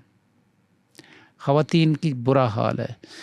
तो हाँ, ये आप ज़रा इसका ओवरऑल सिनेरियो जब देखते हैं चीज़ों का कि ये नेग्लिजेंस जो हम कर रहे हैं, जो हम फिस्कल प्रायोरिटी नहीं दे रहे अपने सोशल इश्यूज़ को, जो हम लोकल गवर्नमेंट्स नहीं बना रहे ताकि हमारी सर्विसेज बेहतर हो सकें, ख़र्च नहीं कर रहे, गवर्नेंस ठीक नहीं कर रहे इन चीज़ों की, इनोवेटिव नहीं हो रहे, उसका नतीजा ये है कि हम इस वक्त we are rock bottom in our social sectors.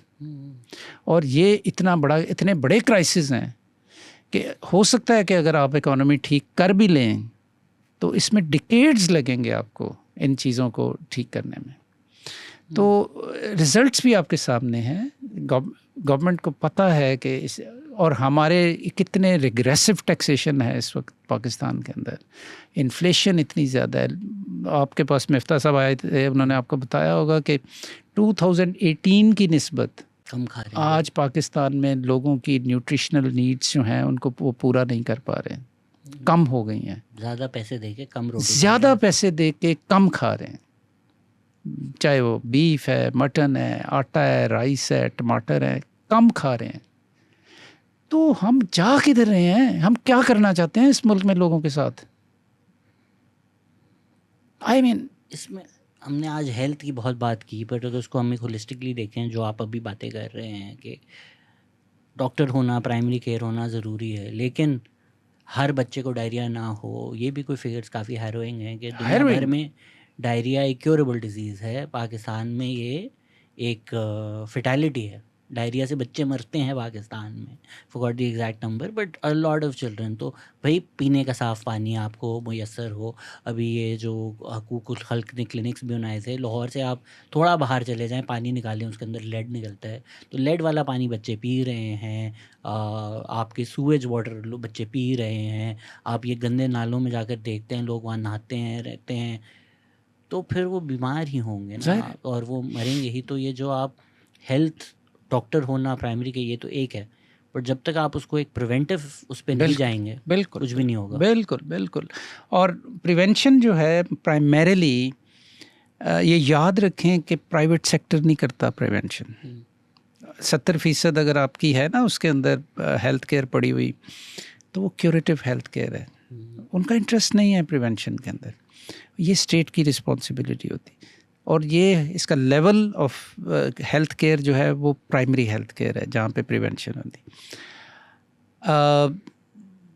Pakistan के अंदर प्राइमरी हेल्थ केयर पे हमारी प्रिवेंशन बजाय ठीक होने के ख़राब हो रही है।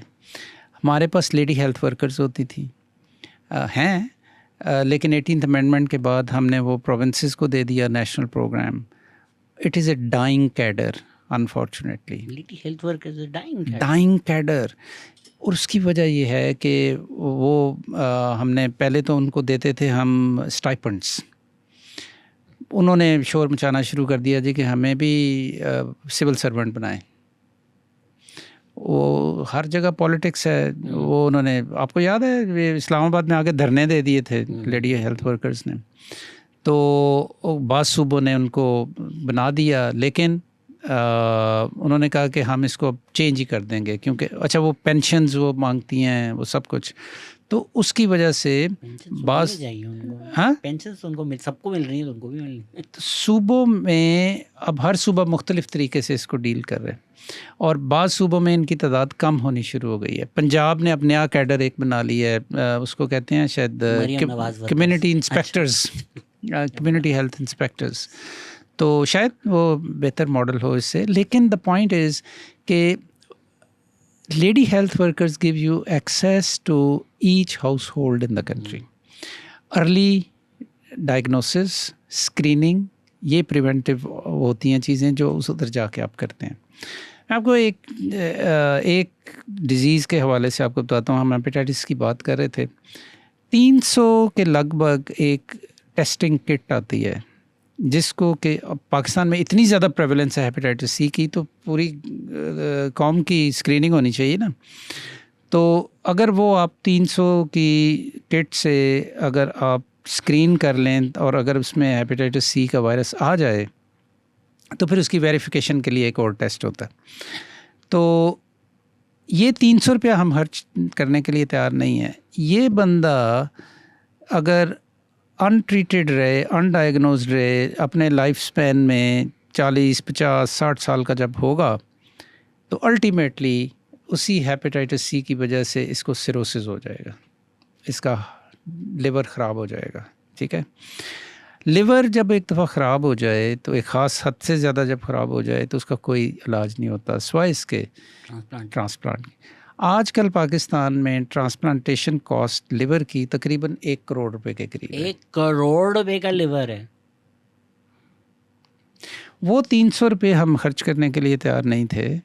अब हम 1 करोड़ रुपया PKLI और दूसरे जो इंस्टीट्यूशंस हम बनाए जा रहे हैं उनमें वो करेंगे, और रिलेटिव है ना सब कुछ, बड़ा प्राइड लेंगे कि 10-10 ट्रांसप्लांटेशन हम कर रहे हैं एक दिन में किसी हॉस्पिटल के। मैं ये तनकीद नहीं कर रहा, वो करनी चाहिए, बड़े काबिल लोग बैठे हुए हैं वहाँ पे, बट द पॉइंट इज़ कि ये फ़र्क है प्रिवेंशन में और ट्रीटमेंट के अंदर कॉस्ट वाइज। अगर आप देखो, this applies on every disease. अगर आप ब्रेस्ट कैंसर, मेरा ख्याल है कि every 9th woman or 8th woman in Pakistan have high risk of developing breast cancer. अगर इनकी स्क्रीनिंग टाइम पे हो जाए तो इनमें से 90% को अब इतने अच्छे ट्रीटमेंट्स आ गए हैं कि आप उनको बचा सकते हैं। तो prevention is the backbone for low and specially for low and middle income countries, कि जहाँ पे आप इसके अंदर इन्वेस्ट करें। लेकिन हम ये नहीं करते क्योंकि हमारी प्राइमरी हेल्थ केयर ठीक नहीं है और प्राइमरी हेल्थ केयर के ऊपर हम पैसे नहीं खर्च करते। तो ये वो फंडामेंटल रीज़न्स हैं कि जिसकी वजह से पाकिस्तान के अंदर आप, अच्छा, कोई मुल्क अपने हेल्थ इंडिकेटर्स ठीक नहीं कर सकता जब तक कि वो अपनी प्राइमरी हेल्थ केयर ठीक ना करे। ये जो मैंने भी सारी आपको हॉरिफाइंग इंडिकेटर्स बताए थे, ये नहीं ठीक हो सकते टर्शरी लेवल हॉस्पिटल्स के ज़रिए। टर्शरी लेवल हॉस्पिटल्स तो एसेंशियली क्योर करते हैं ना एडवांस डिजीज़ को। 2 फंक्शंस होते हैं इनके, 3, या वो एडवांस डिजीज़ को ट्रीट करते हैं, या वो रिसर्च करते हैं, या वो एजुकेट करते हैं अपने स्पेशलिस्ट ट्रेनिंग के लिए। तो दिस इज़ मतलब if I leave one message in this programme with you today, वो है कि अगर हम प्राइमरी हेल्थ केयर सीरियसली ठीक नहीं करेंगे पाकिस्तान में, तो ये क्राइसिस आफ्टर क्राइसिस आता रहेगा। लोगों ने भी सर थोड़े सवाल भेजे थे, जी, लेकिन जी। अब आप लाइफस्टाइल हेल्थ के प्रेसिडेंट बन चुके हैं, आपने SAPM होने के बाद फिर एजुकेशन ली, फिर आपने अभी आर्टिकल भी लिखा कि चलो भाई चलो वॉकिंग जो है ना ये एक बहुत ही बड़ा मैं मुख्तसर से आपको बता देता हूँ कि पाकिस्तान में बर्डन ऑफ डिज़ीज़ को अगर आप देखें तो नॉन कम्युनिकेबल डिजीज़ जो हैं पाकिस्तान में, जिन हार्ट डिजीज़, डायबिटीज़, कैंसर्स, ये 50% से ज़्यादा burden of disease in disease की वजह से। ये सारी डिजीज़ जो हैं ये लाइफस्टाइल की वजह से हैं। इनके पीछे ना कोई वायरस होता है, ना कोई बैक्टीरिया होता है। आप जिस तरीके से अपनी लाइफ को मैनेज कर रहे हैं, आप खाते क्या है, आप एक्सरसाइज करते हैं या नहीं करते, आप सोते किस तरीके से हैं, आप अपना स्ट्रेस किस तरीके से मैनेज करते हैं, आप क्या कहते हैं, आपकी सोशल कनेक्टेडनेस वेरी इंपॉर्टेंट। आपका प्रोग्राम मुझे इस लिहाज से भी बहुत अच्छा लगता है। इन सब चीज़ों में मैं ज़ीरो हूँ, इसलिए नहीं कि इसमें कुछ ह्यूमर भी होता है, हंसना बड़ा ज़रूरी है, कनेक्टेडनेस बहुत ज़रूरी है, सोशल कनेक्टेडनेस। अच्छा, और फिर ये कि लास्ट ये है कि एडिक्टिव सब्सटेंसेस की अवॉइडेंस। अच्छा, अब ये वैसे तो कॉमन सेंस की चीज़ें, लेकिन पहली दफ़ा पिछले 25 साल के अंदर लाइफस्टाइल मेडिसिन इतनी ज़बरदस्त तरीके से इमर्ज हुई है अमेरिका के अंदर और दूसरे वेस्टर्न कंट्रीज़ के अंदर, और increasingly in low and middle income countries, that it has shown कि एक्चुअली नॉन कम्युनिकेबल डिजीज़ को पहले हम क्रॉनिक डिजीज़ भी कहते थे। क्रॉनिक इसलिए कहते थे कि ये अब रहनी है, डायबिटीज़ हो गई तो आपने बस इसी के साथ मरना है आखिर में, लेकिन दरमियान में आप इसको अच्छे तरीके से मैनेज कर लें और अपनी क्वालिटी ऑफ लाइफ इम्प्रूव कर लें। ये हमारी फ़िलासफ़ी थी इसके। This has been transformed. अगर आप scientifically under the supervision of good lifestyle medicine practitioner इन चीज़ों को, अपने लाइफस्टाइल को चेंज करना शुरू करें, you can reverse your diabetes, you can reverse your heart disease. There are books written on this कि एक आपको मतलब ischemic heart disease है, आपको अटैक हुआ, आपने अपना लाइफस्टाइल चेंज किया, मैंने लिखा है इसके ऊपर, और मेरा एक आर्टिकल है रिवर्सिंग NCDs। तो सिर्फ इस वजह से कि आपने अपनी डाइट चेंज कर ली, आपने अपना क्या कहते हैं अपनी एक्सरसाइज शुरू कर ली, लेकिन प्रॉपर तरीके से, शराबें छोड़ दी, हाँ सब कुछ, तो आप रिवर्स कर सकते हैं इनको। अच्छा, ये कमर्शियली बहुत अट्रैक्टिव नहीं है हमारे हेल्थ केयर सिस्टम जिस तरीके से ऑर्गेनाइज्ड है, लेकिन it has shown it's effectiveness. तो इस वजह से अब, और इसे हम बाज़ दफ़ा नॉन फार्मास्यूटिकल इंटरवेंशंस भी कहते हैं कि सिर्फ लाइफस्टाइल को चेंज करके। तो मुझे इसमें बहुत अट्रैक्शन नज़र आई। मैंने कहा यार ये तरीका है कि पाकिस्तान को हम किसी मतलब चीज़ों को चेंज कर सकते हैं। तो वो फिर मैंने पोस्ट ग्रेजुएशन भी की और अब मैं इसका प्रेसिडेंट भी, मैं इसको प्रमोट कर रहा हूँ बहुत अच्छे तरीके से। कह रहे हैं अगर अनहेल्दी फूड्स ना खाएं, शराबें ना पिएं, ड्रग्स ना करें तो आप लंबा जी सकते हैं। एब्सोल्युटली। पर पॉइंट क्या है फिर उस जिंदगी का? फिर जी के करना क्या है? मैं आपको ईरान की पहले मिसाल दे रहा था ना, 8 साल ज़्यादा है ना हमसे। 8 साल, श्रीलंका 9 साल, हांगकांग जिसमें सबसे ज़्यादा लाइफ एक्सपेक्टेंसी है इस वक्त 85 इयर्स के करीब है, हमारा उनका तकरीबन 17 साल का फ़र्क है। पाकिस्तान में 17 साल कम ज़िंदगी है। अब आप चाहते हैं लोग इन सब मुसीबतों के साथ 17 साल और जिए पाकिस्तान में, तो ये तो फिर आपकी कुछ खुशी ना रहने दें आप हमारी ज़िंदगी। तो मरना तो आखिर में सब नहीं है, लेकिन ये कि जितनी देर जिंदा रहें, अच्छे तरीके से रहें, खुश रहें और हेल्दी रहें। अगर आप हेल्दी नहीं हैं फिज़िकली और मेंटली, तो लाइफ इज़, आपने करोड़ रुपए का तो मुझे बहुत डरा दिया है। तो मेरे Well, I think every Pakistani pretty much has a fatty liver. तो ये तो huge number, huge मेरा खुद का। Our nationwide cancer research suggests that health misinformation and unqualified practitioners are contributing to delayed cancer prognosis and advanced stage disease across Pakistan. If you were advising the federal government today, what concrete legislative and policy measures would you recommend?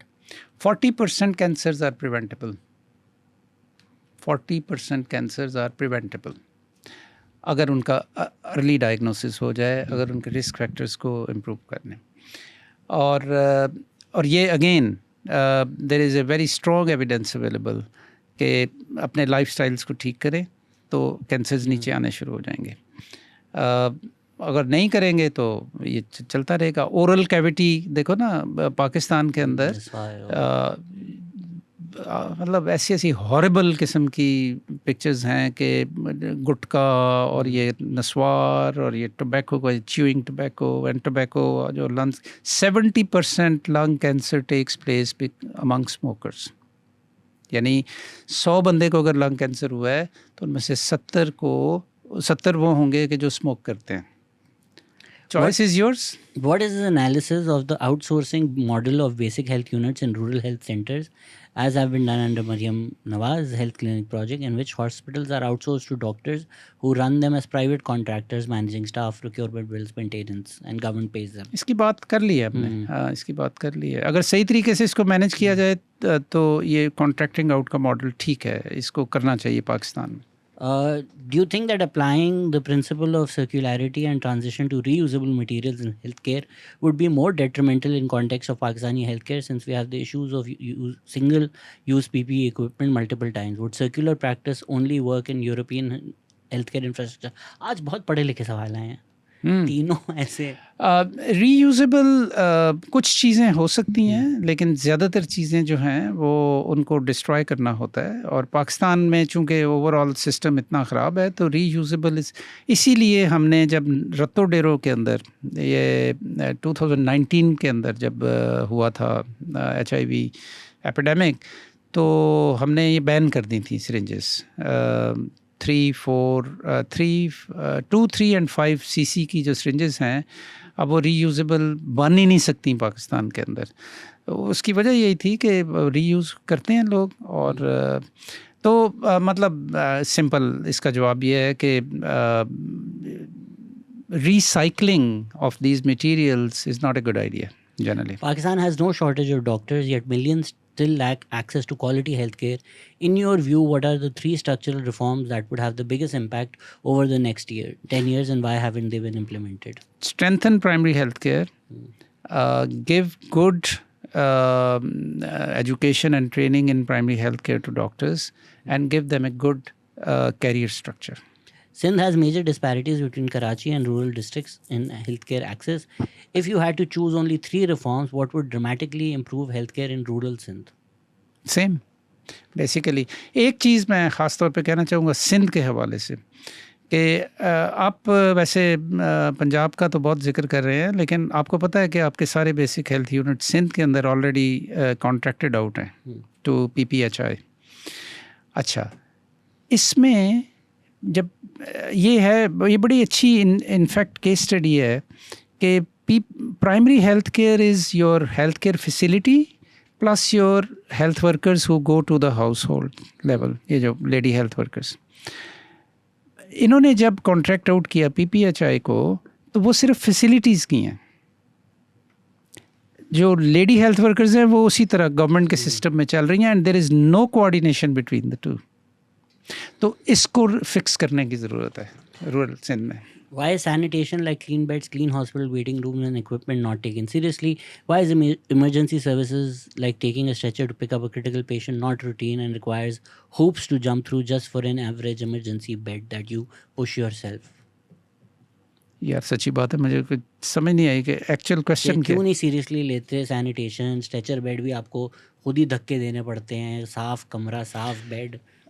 बस ये तो general attitudinal चीज़ें हैं यार। इसमें हम we have discuss this कि ये जब तक हम इसमें अकाउंटेबिलिटी, एटीट्यूडनल चेंज, ट्रेनिंग,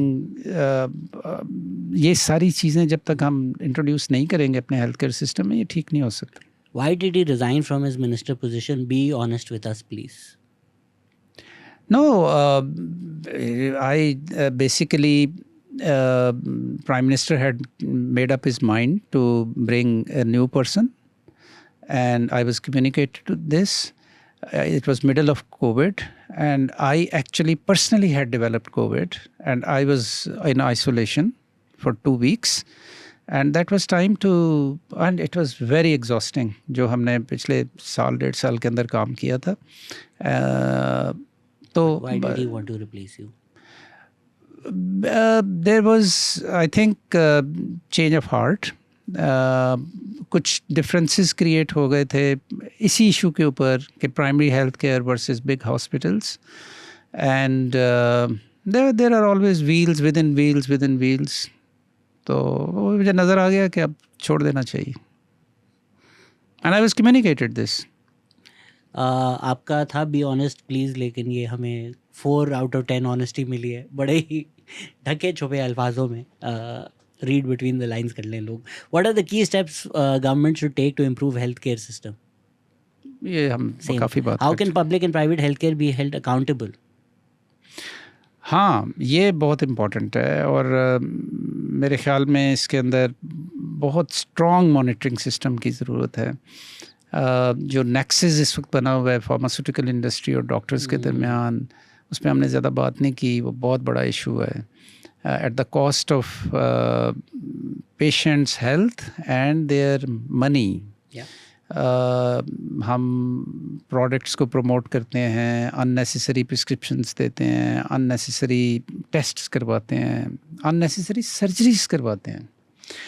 तो ये सारा कुछ मॉनिटर होने की ज़रूरत है. हमने इंस्टीट्यूशनल रिफॉर्म की है पाकिस्तान में. अब ये जो बहुत सारे वो हैं हेल्थ केयर कमीशंस प्रोविंसेस के अंदर बनाए हैं, but they are at early stage and they are not being able to fully respond to the needs.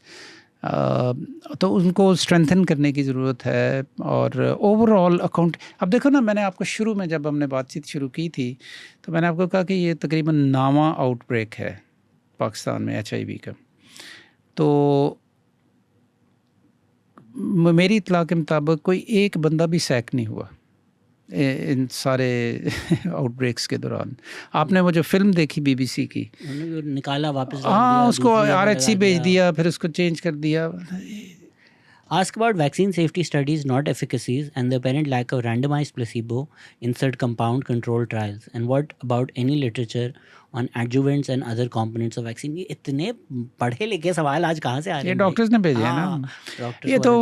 ये तो एंटी वैक्स है ना. अच्छा. हाँ, तो ये वैक्सीन्स के अंदर कीड़े निकालते रहते हैं, लेकिन this is all nonsense. Vaccines are the most effective and most cost effective public health interventions, और the number speaks for themselves. आपका पोलियो उसकी वजह से ख़त्म हुआ है 192 मुल्कों में. कोविड एक्चुअली इसलिए जल्दी ख़त्म हो सका है दुनिया में कि बड़ी जल्दी एक वैक्सीन आ गई थी. जो डिज़ीज़ वैक्सीन प्रिवेंटेबल डिजीज़ जिनको हम कहते हैं, बच्चों की जो वैक्सीनेशन, उसकी वजह से उन तमाम डिजीज़ जो हैं उनके रेट्स नीचे आ गए हैं. तो वेरी स्ट्रॉन्ग एविडेंस. तो लेकिन लोग ये बातें करते रहते हैं. अब हमारे पास अमेरिका में, हाँ, तो वहाँ एक अलग ही अज़ाब है. सवाल सिर्फ इतना है कि व्हाट अबाउट स्कैंडल. तो मैं अज्यूम कर रहा हूँ कि जो आप पे यंग फार्मासिस्ट ने इल्ज़ाम लगाया था कि आपने कोविड मास्क बेच दिए, और तो कोई स्कैंडल नहीं है आपका, एक ही है. ये इतना ये फ़नी है कि मैंने पता नहीं कितने बिलियन कहते हैं कि मास्क चाइना से मंगवा के तो वो मैंने बेच दिए. और रबिश, एब्सोल्यूट रबिश. तो नैब में भी किसी ने वो दे दिया था, और तो नैब ने मुझे लिखा कि आपको हम पूछना चाहते हैं. मैंने कहा जी पूछे जो पूछना चाहते हैं. तो we once met and they said they just dropped everything. ये तो हुआ था कि फेब में बैन हो गए थे PPE एक्सपोर्ट्स, और मार्च में चाइना को एक्सपोर्ट्स किए गए थे एक एक्सेप्शन बनाकर. हाँ, कि किए गए थे इसलिए कि पाकिस्तान ने, हमारे पास कोविड है, हम चाइना भेज रहे हैं हमारा PPE. हाँ, तो इसलिए कि पहले पाकिस्तान नहीं बना रहा था, फिर पाकिस्तान ने बनाने शुरू कर दिए और एक्सपोर्ट्स भी शुरू कर दिए. What's wrong with it? पहले हमने बैन लगाया कि पाकिस्तान में जो बन रहे हैं वो एक्सपोर्ट नहीं होंगे क्योंकि पाकिस्तान को, हाँ, इसलिए कि, और उसके कुछ 2-3 हफ्ते बाद चाइना को एक्सेप्शन हो गई. फेब और मार्च का इतना ही फ़र्क था. टू बी ऑनेस्ट मुझे टाइमिंग का इतना पता नहीं है, लेकिन this was not at the cost of the needs of Pakistan, ये I can assure you on this. Pakistan के अंदर बड़ी जल्दी, यानी कोविड से पहले पाकिस्तान में प्रॉपरली पर्सनल प्रोटेक्टिव इक्विपमेंट नहीं बन रहा था। जब ये शुरू हुआ तो एकदम इंडस्ट्री ने इसको रिस्पॉन्ड किया और बनाने शुरू कर दिए। शुरू में हमें इंपोर्ट भी करनी पड़ी चीज़ें, फिर पाकिस्तान ने बहुत जल्दी सेल्फ सफिशेंसी ली इसके अंदर, और फिर एक्सपोर्ट्स भी शुरू कर दी। चाइना को हमने किस हद तक एक्सपोर्ट किया टू बी ऑनेस्ट मुझे नहीं पता, और मेरा नहीं ख्याल कि पाकिस्तान की इंडस्ट्री चाइना की नीड्स को पूरा कर सकती है। चाइना ने हमें बल्कि एक स्टेज के ऊपर बहुत सारी चीज़ें भेजी भी थी पाकिस्तान। तो ये मतलब इस तरह की लोग नॉनसेंस बोलते रहते हैं, लेकिन there is absolutely no substance in it. तो मैंने डेट अभी देख ली है, 30 जनवरी 2020 Pakistan through the Drug Regulatory Authority restricted exports of respiratory masks, gloves, goggles and other PPE to ensure domestic availability as COVID-19 emerged. Ji 8th February 2020 the government granted exceptions allowing 5 companies to export PPE to China. तो 8 दिनों में तो नहीं हो सकता। नहीं तो China से रिक्वेस्ट आई होगी ना कि तो हमें फिर हम ज़रूरत, मना नहीं कर हाँ? सकते, हम मना हाँ, नहीं। लेकिन चाइना ने भी हमें बहुत हेल्प किया, पूरा हॉस्पिटल बना के दिया हमें। तो 8 तो या तो फिर चले। During your tenure, some medicines received very large price increase with reports of increases exceeding 200%, in some cases much higher. What was the rationale behind these decisions? No rationale. This was a very chronic issue. We were regulating drug prices. कई साल तक हमने कई essential medicines को increase नहीं दी थी। उस increase के ना देने की वजह से मैन्युफैक्चरर्स ने उनको बनाना छोड़ दिया था, उसकी वजह से शॉर्टेज हो गई थी उनकी, उस शॉर्टेज की वजह से पब्लिक हेल्थ क्राइसिस हो रहा था। तो ये कैबिनेट डिसीजंस हैं, ये कैबिनेट में ये सारी चीज़ें लेकर गए। कुछ ऐसी मेडिसिन्स थी कि जिनकी शॉर्टेज की वजह से बहुत बड़ा इशू हो रहा था, तो उनको इंक्रीज़ भी दी गई। और तो मतलब it was all on merit, ज़रूरत के तहत ये सब कुछ हुआ। Why do former advisors, ministers rediscover their conscience after leaving government? It is not only him I'm asking about. I cannot speak about everybody else, but I had same views what I have expressed to you today. I'm from Skardu, where people tend to be physically small in stature. My theory is that this comes from malnutrition across the region. लंबा सवाल है, but ये है कि जो लोग सुबह government job करते हैं, शाम में प्राइवेट क्लिनिक चलाते हैं, फिर अपनी जेनेरिक मेडिसिन्स और कंपनीज भी प्रमोट करते हैं, इन पे बैन क्यों नहीं लगता? लगना चाहिए। इसका एक प्रॉपर सिस्टम होना चाहिए और अकाउंटेबिलिटी होनी चाहिए। जहाँ तक इस बात का ताल्लुक है कि स्टैचर स्मॉल है, न्यूट्रिशन के साथ उसको लिंक कर रहे हैं, तो in some cases maybe it is true, but genetic differences भी होते हैं। ओवर ईयर्स नहीं हो जाता, मतलब अगर ओवर जनरेशन आप मैल न्यूट्रिशन है। जापानीज़ को देखो, कंबोडियंस, वियतनामीज़ को देखो, छोटे स्टैचर्स हैं उनके। पास्ट में तो गुर्बत बेचारों ने बहुत देखी है ना सब। हो सकता है एवोल्यूशनरी भी हो इसके अंदर। In 2019, when the PTI provincial government proposed the privatization and outsourcing of public hospitals to NGOs and private firms, what is his perspective on these policies? I have already responded to this. Should we close all public hospitals because of corruption? नहीं, ये तो हल नहीं है यार।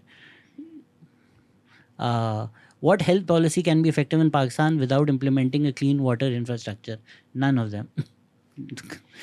Yeah, I mean these are risk factors. हम कहते हैं, just for your listeners, I think what is important is to understand कि एक diseases हैं, एक उनके risk factors हैं। Risk factors जो हैं उनको प्रिवेंटिव इंटरवेंशंस के ज़रिए टैकल किया जा सकता है, और फिर आपको डिजीज़ को भी प्रिवेंट करना होता है और उनको ट्रीट भी करना होता है। Should we start? And both are important. Should we start enrolling quacks into MBBS? They already seem to have the patient's profits and system on their side. वो कह रहे हैं जो quacks हैं उनको डाल ही दें, फिर MBBS ही करवा दें बेचारों को।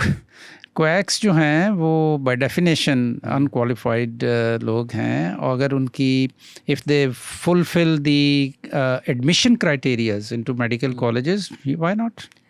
Was the support to the military dictator General Pervez Musharraf a sane decision? ये मुझे क्यों सवाल कर रहे हैं? बताया, शायद आपको जानते हो, आपने किया सपोर्ट? नहीं मतलब पाकिस्तान के अंदर जब उन्होंने कॉन्टेक्स्ट की बात है ना, जब परवेज़ मुशर्रफ ने टेक ओवर किया था तो नवाज शरीफ साहब जो लेजिस्लेशन ला रहे थे वो तो खलीफा बनना चाहते थे पाकिस्तान का, आपको याद है? तो मुझे बहुत ही अजीब आर्ग्यूमेंट लगती है। जुल्फ़िकार भुट्टो ऑटोक्रेटिक थे तो ज़ियाउल हक 10 साल आ गए, नवाज शरीफ ऑटोक्रेटिक तो 10, तो इस तरह नहीं मैं जस्टिफाई नहीं कर रहा, मैं ये कह रहा हूँ कि कॉन्टेक्स्ट जो है पाकिस्तान, कॉन्टेक्स्ट इमरान खान भी बनना चाहते थे, तो फिर सही है, फिर आप क्यों आर्टिकल्स लिख रहे हैं कि हाइब्रिड रिजिम गलत है? Fundamental principle is that no military dictator should be supported, full stop. आपकी गवर्नमेंट भी तो एस्टैब्लिशमेंट की बनाई हुई गवर्नमेंट थी जिसमें आपने सर्व किया। हाँ तो वो गलत फैसला था। अगर प्राइम मिनिस्टर ने इमरान खान ने कॉम्प्रोमाइज़ किया था आर्मी के साथ, तो ये गलत फैसला था। गुड आपने, मतलब very brave of you to admit. लोग यही पूछ रहे हैं कि हमको हटाए कि नहीं। Why didn't they address the federal ministry of health in the PTI government inside the provincial government after 18 amendment when there is provincial health ministry? Then अच्छा सवाल है कि जब प्रोविंशियल है सब्जेक्ट तो फेडरल क्यों है? हाँ, what people need to understand is के 18th अमेंडमेंट और not, there are certain federal functions in health care and majority of them are provincial areas. तो स्क्रैप करना फेडरल मिनिस्ट्री ऑफ हेल्थ को is not a good idea. उसको reduce किया जा सकता है, उसको स्मार्ट किया जा सकता है। देखो जितनी भी इंटरनेशनल कोऑर्डिनेशन है वो पंजाब सिंध तो नहीं करेगा ना WHO के साथ, वो नेशनल लेवल के ऊपर होनी है।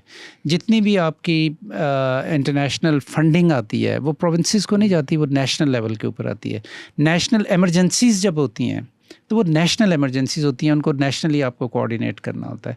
तो ये गलत है कहना कि आप बिल्कुल मिनिस्ट्री को ख़त्म कर दें, but definitely it should be drastically reduced, it should be made smart and their functions should be very clearly. आखिरी सवाल अली खान का है। Ask him why can't government ban tobacco but impose tax on it to earn revenue at the cost of citizen health? Because of our economy and because of strong lobbying of the tobacco industry, मेरे नज़दीक final इसका solution जो है वो banning of tobacco ही है। Thank you sir. आप जाते जाते कोई पैगाम आपने वैसे तो एक टेक अवे दे ही दिया था हमें, बट वेल यार I think that we all need to work for a better Pakistan. It is possible. I would like my grandchildren to live in this country. I have 2 grandchildren at the moment. I would like them to see living in a country which is democratic, which is serving people, which is clean, which is progressive. तो मेरा ख्याल है हम सबको उसके लिए काम करना चाहिए। हमारे लाइफ टाइम में शायद चीज़ें इतनी चेंज नहीं होंगी, उसके लिए तो आपको कैनेडियन इमिग्रेशन करवानी पड़ेगी। बिल्कुल नहीं, हम तो बाहर से छोड़ के आए हुए हैं यार चीज़ें पाकिस्तान के अंदर। We could have gone back after leaving government, लेकिन we decided to stay on and work for this country and I think all of us in our own ways are trying to do this, everybody who is here. मैं भी America छोड़कर पाकिस्तान आया था और आज तक regret करता हूं। नहीं तुम रिग्रेट नहीं करते, फिर वापस आ जाते हो ना। नहीं अब तो सोचना चला ही जाओ। थैंक यू सर, आपने वक्त दिया and thank you for listening. Take care. Thank you.